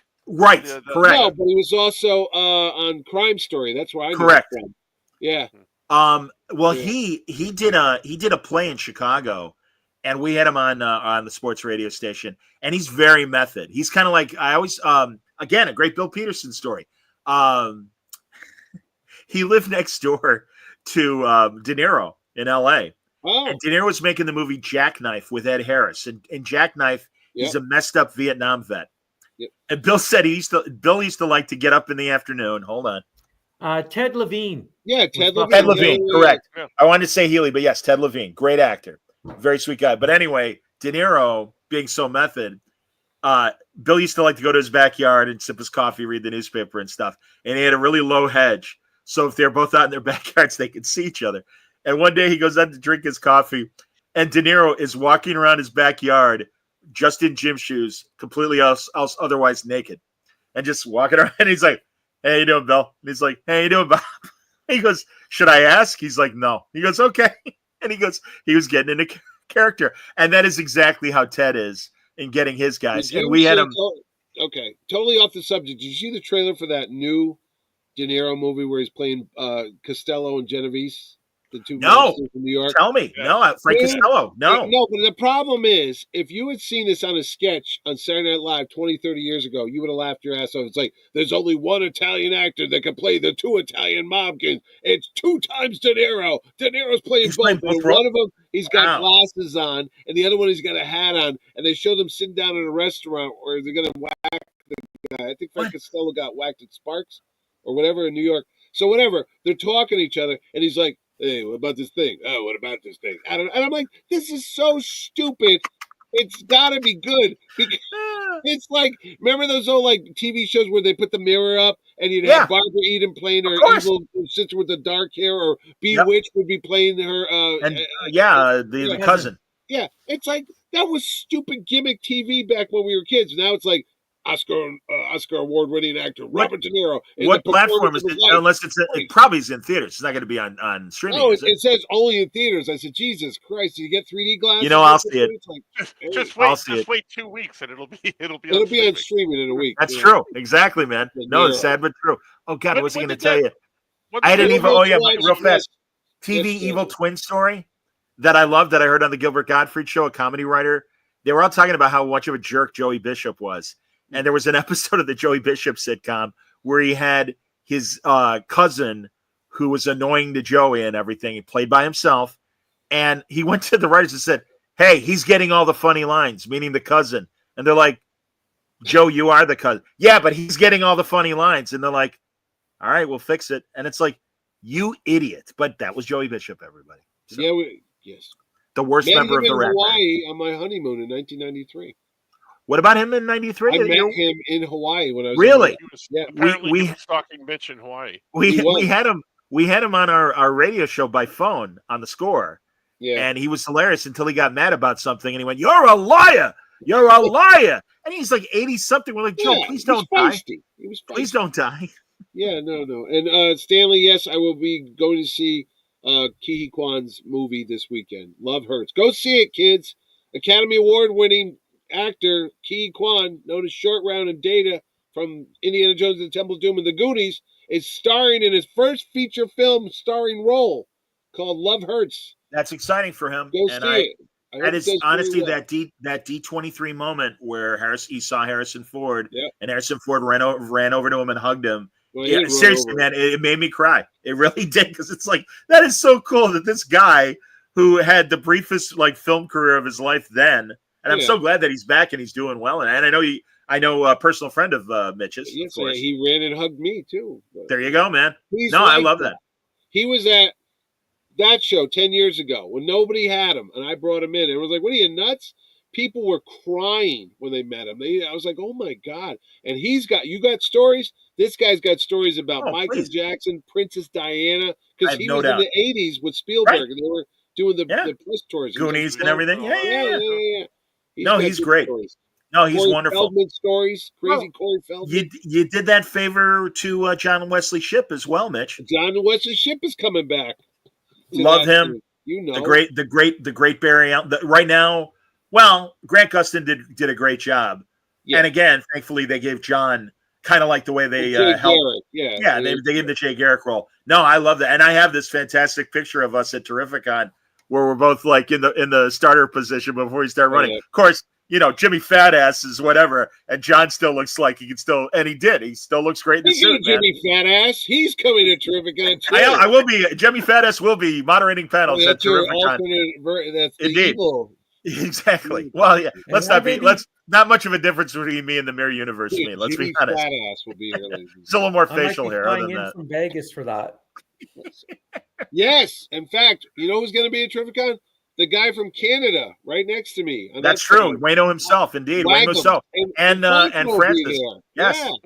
And Johnny will be there. Yep. And No, Artie might be there. I and will all be these celebrating people. Word Balloon's 20th anniversary at Terrificon because Let the pigeons loose. Let's go. thank you, Count Malachi. Thank you. That's a Malachi. How about it, man? There you are. All right. Malachi. Once again, Come on, Myron. Myron. Did the dingo? That's right. His name was Myron. Did the dingo eat your baby? With that hat? Looks Australian. Yeah, that's my you know Paul Hogan's still alive? I saw the other day he was doing an interview. No way. No way. 40-something anniversary of Crocodile Dundee. He's like in his 90s, isn't he? Yeah, but he was still breathing. And he showed up. He's like, all right, yeah, they put the movie out. Look better than ever. Blah, blah, blah. I'm like, that fucking guy's still alive? I thought he was dead. Not only that, but man, that guy really crashed and burned in terms of his movie career. Well, yeah, I like that he made 3 movies and then lived off the residuals for the rest of his life. That's all. I hope so for his sake. And he left his wife for Linda, whatever her name was. Kozlowski from Connecticut. Connecticut's own Linda Kozlowski. I forget who I saw was also from Connecticut, Mitch. I don't remember. Everybody's from Connecticut. I know. Everything's Archie. Exactly. We can wrap, boys, because I know we've been going a long time, and I know it's past 11. What I look like? I look like Mike Grell with this hat on. You do look like Mike Grell. Tell us about creating John Sable. Making the Warlord. It was in the middle of the earth. I didn't steal it from Edgar Rice Burroughs. One of the great 70s DC characters that I wish would be used more. Travis Morgan. I love that idea. I love everything about that. So fantastic. They don't use that at all, do they? No. You remember during either New 52 or around that period, maybe a little bit after, Grell came back and gave him a son that took over the legacy. But man, Travis, and also the fact that he drew Harley Quinn exactly the same way as he drew Travis, and then to have the crossover, which was just fantastic. And it's like, all these people are mad at me in Seattle because of you. And it's like, well, that's fine. Everyone's mad at me because of you and the rest of the country. And it was like a fantastic story. Now, Mike's a great writer and a great artist. He's had supposed to be doing it. He just had some ailments, unfortunately. His son passed away, and then like a month later, he took a fall. And I can't remember, he broke something like ribs or a hip. And he recovered from that, and then he just got sick again a couple months ago in November. I was talking to him. Yeah. Because in the fall, one of the guys that kind of is his helper for Kickstarters and things was like, hey, we got a new thing coming up, and when it's ready, Mike wants to come back. I'm like, Mike is welcome anytime he wants to come back. He's such an important part of the Bronze Age. I would love to talk to him. And I want to mention, go ahead. Well, go ahead. No, he's supposed to do a sequel, a long Bow Hunter Green Arrow story. That'd be great. I hope he does. What's going on with it, but I know it was supposed to come out this year. So, geez, I hope so. That's interesting. And I didn't remember this, but ChemDog said that Warlord was recently in an issue of a book, but it was really Eclipso. I didn't know. I did not know that. Well, I did. Know. Tomorrow on Word Balloon, because we can wrap up. Mike Stafford, who's been instrumental in helping Dennis Cowan with the Art of Dennis Cowan book and that whole campaign. Mike has a new campaign that's just underway. And remember those great iconic Doc Savage paperback covers that who's the artist? Don Larkin? Oh, no. Look, damn it. From this book, I'll look it up right now, John. Not that book. But it's begins with an L. No. Well, you're right. The later covers were that guy, but also the original artist, James Bama. Oh, James Bama. Yes. Right there. There. James Bama Rama. Yes, exactly, Mitch. Good examples. Well, Steve Holland. Yes. He was the Muscle Man model, and Mike has compiled. Yes, look at those images and everybody. See, that's the Man of Bronze. That's why even when they were reprinting a lot of the pulp stories and stuff, we're like, well, that guy looks like an action hero. Sure, I'll read about him. That's fine. And I love the Doc Savage books, and I love the Doc Savage comics that Marvel did in the Bronze Age. I'm a massive Doc Savage fan. Michael has compiled this book of Bama and the other guy, the later artist whose name escapes me, that does start with an L. Does start with an L, but he's compiled a book of both the photography that the artists used to inspire their covers and the cover art itself. and a real look at Steve Holland. Because, man, that guy, even like in his late 60s, still had the bod and could still pull it off. God bless him. So I know there's a fascinating story that I've never heard about Steve Holland, the Doc Savage model. We're going to get it tomorrow night on War Balloon Live. And I provided images of Alex Ross covers for him. Oh, that's speaking of fantastic. Alex Ross, I did. Thank cheat you. on Thank you, Johnny. Wayne, for your contribution. I listened to another podcast that Alex Ross was on the other day. Hey, what's he doing another podcast? He's cheating on me. It was the last episode of the show, so you don't have to worry about it. Oh, It's okay. dead and gone. It was called Treasury Cast, and it's all about the treasuries, Yeah, the Treasury Edition comics, and of course Alex homaged things, those. So, anyway, it was on Spider-Man versus Superman, the epic, treasury from the 70s. Yes, indeed. And Alex was on for an hour, and he was telling these stories about it because it is one of the greatest stories ever made. 100%. But I never knew this, that after Ross Andrew and Dick Giordano turned in their pencils and the inks, whatever, Neil Adams went over all the Superman drawings, and John Romita Sr. went over all the Spider-Man headshots to make sure they looked like on model. The house files, the house style. But I was like uncredited. They were never listed, but that was like behind the scenes stuff. They wanted this book to be perfect. Kind of like when Murphy Anderson used to swipe out Kirby's Superman heads, and DC made him redraw the Superman heads to look more on model, which was stupid, but they did it. I didn't know that either. Yeah. I didn't know that about Spider-Man Superman. But Jerry Conway, the writer of that excellent story. Is the writer. Yes. Yep. Hey, Johnny, before we go, since Mitch plugs Terrificon every 2 minutes, I did an exclusive cover for Todd DeZago and Craig Russo's Perhaponauts. So if you go, they're running a Kickstarter right now, and you can get my cover on there. So go get that, and also go to the Franco Draws YouTube channel. Nick and I have been doing these stupid little videos with my artwork in there. Like it a lot. And also look for Franco on Twitch. And you should also plug that Franco is involved with a comic convention called Revolutionary Comic Fest, I think it is. Yes. One day only. 1 day only. Check it out on YouTube. When is that, Francis? It's in March, I believe. All right. We got time. And with Connecticut GamerCon, which happens March 15th to the 16th at the Mohegan Sun for its 8th year. If you're fans of anime, video games, and more, come to Connecticut GamerCon. I think I might. Excellent. Mike Jones, I appreciate what you're saying here. He said that Steve Holland was also the model for the Pulp Heroes, the Avenger, and the Executioner, Mac Bolan. Sure. That's in here, too. This is a good stuff. One that I bought at Abrams. Hold on. Zooming in on Mitch. Or rather, Wayne. That's the Canadian Mitch. You can get on blindwillstudios.com. Yeah. All right, those are Franco publications you should check out. And then, Mitch, I'm sorry, relift your thing. I got this over at Abrams Books. They had a big sale, 50%. Is that Dan DiDio's book or no? No, this is just all the shadows in here. Chaikin's work. Sure. Kyle Baker and Howard Chaikin, who will both be at, Yay! I love both of those guys. I haven't seen Kyle in years. But of course, Howard, I love Howard. I'm surprised. Kyle's a co-creator of Isaiah Bradley, Carl Lumley. Indeed. And a great, and again, that, what was his name? The writer passed away. I forget his name of Truth. Oh yeah, he did. He also wrote a great Steve Rogers Captain America, arc before he passed away as well. Great writer though. Did you guys ever read Kyle's Cowboy Wally's show? So who's Cowboy Wally's show? Kyle Baker's. Cowboy I never did. Show. No, I never read it. It was funny. Hey man, he did a great Plastic Man when he did it. Kyle's a genius. Kyle's a genius, man. Very, very. He did a book about the Fifth Beatle about Epstein, their manager. Did you ever read that? Yeah, Brian Wells. Yeah, not Brian Epstein. Brian Epstein. Yeah. He drew that. Yeah.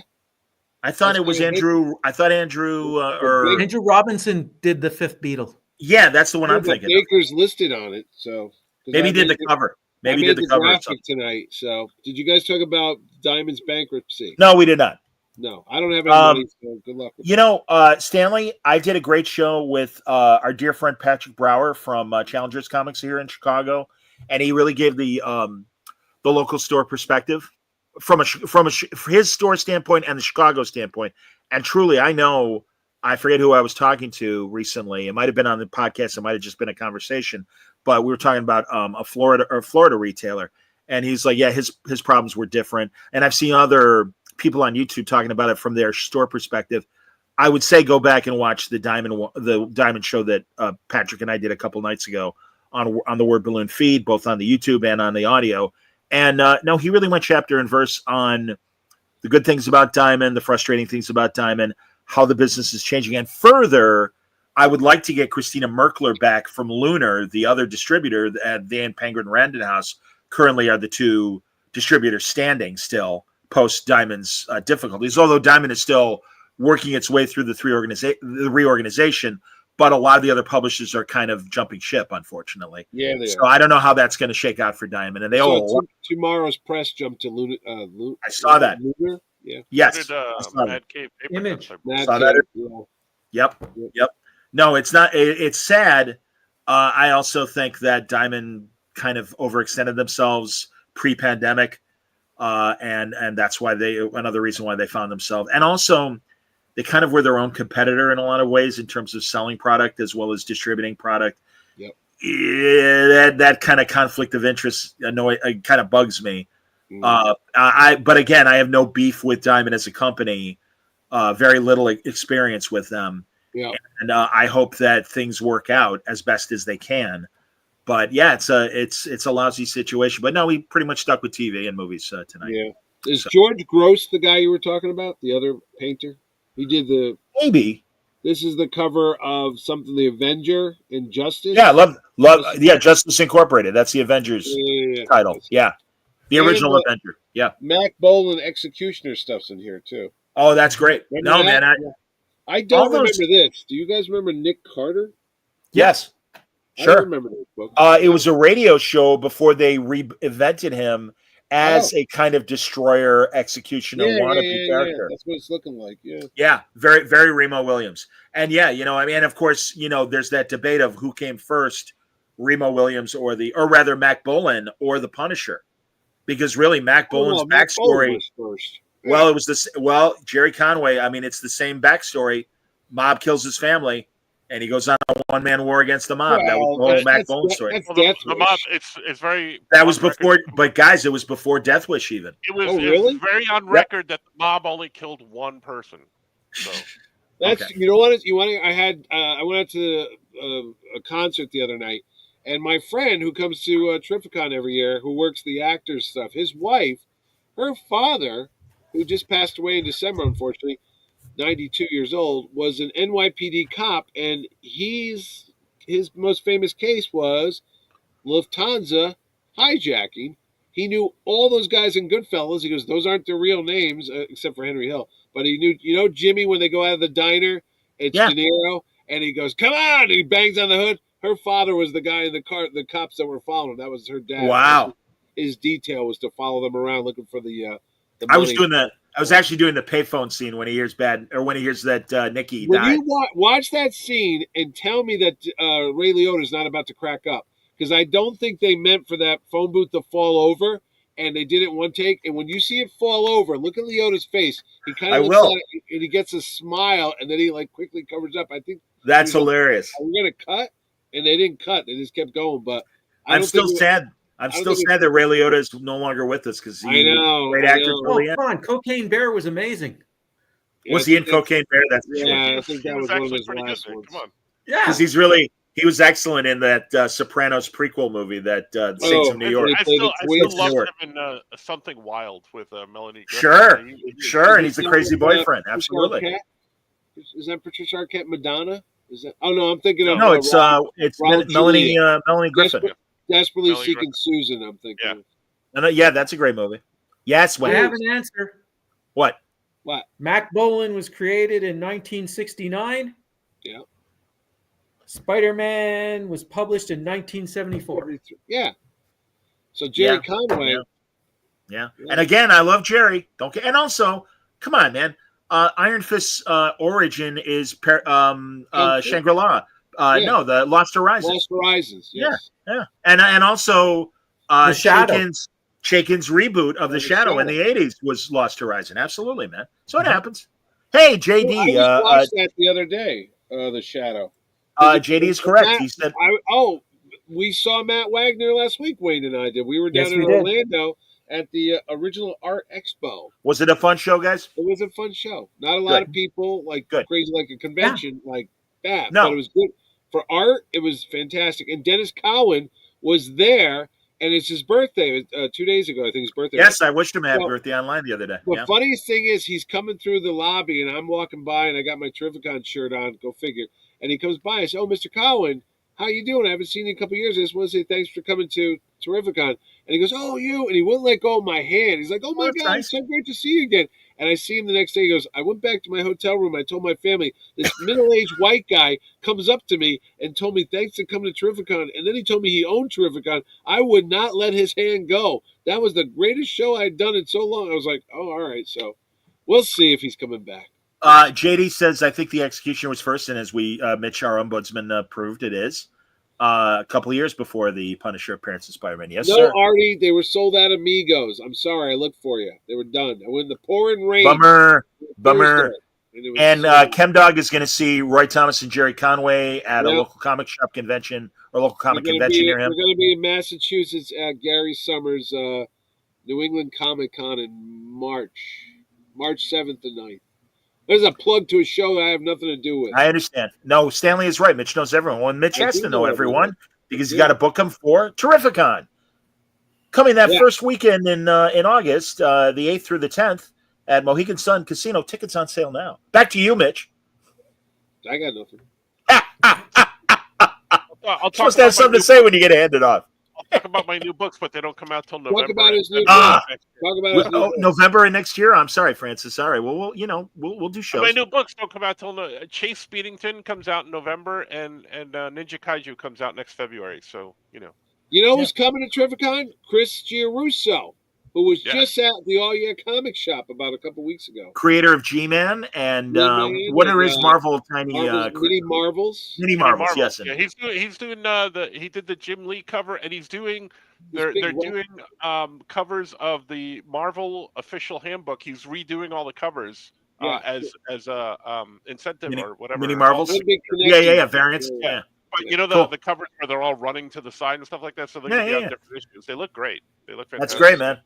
Giarusso, great guy, great artist. Nice Absolutely, guy. man. Nice guy. Very cool. So lots of people see a Terrificon. If you haven't bought your tickets, do it now before they all Hey, go so away. there's no Trek, so I can cancel my Paramount Plus until like April, right?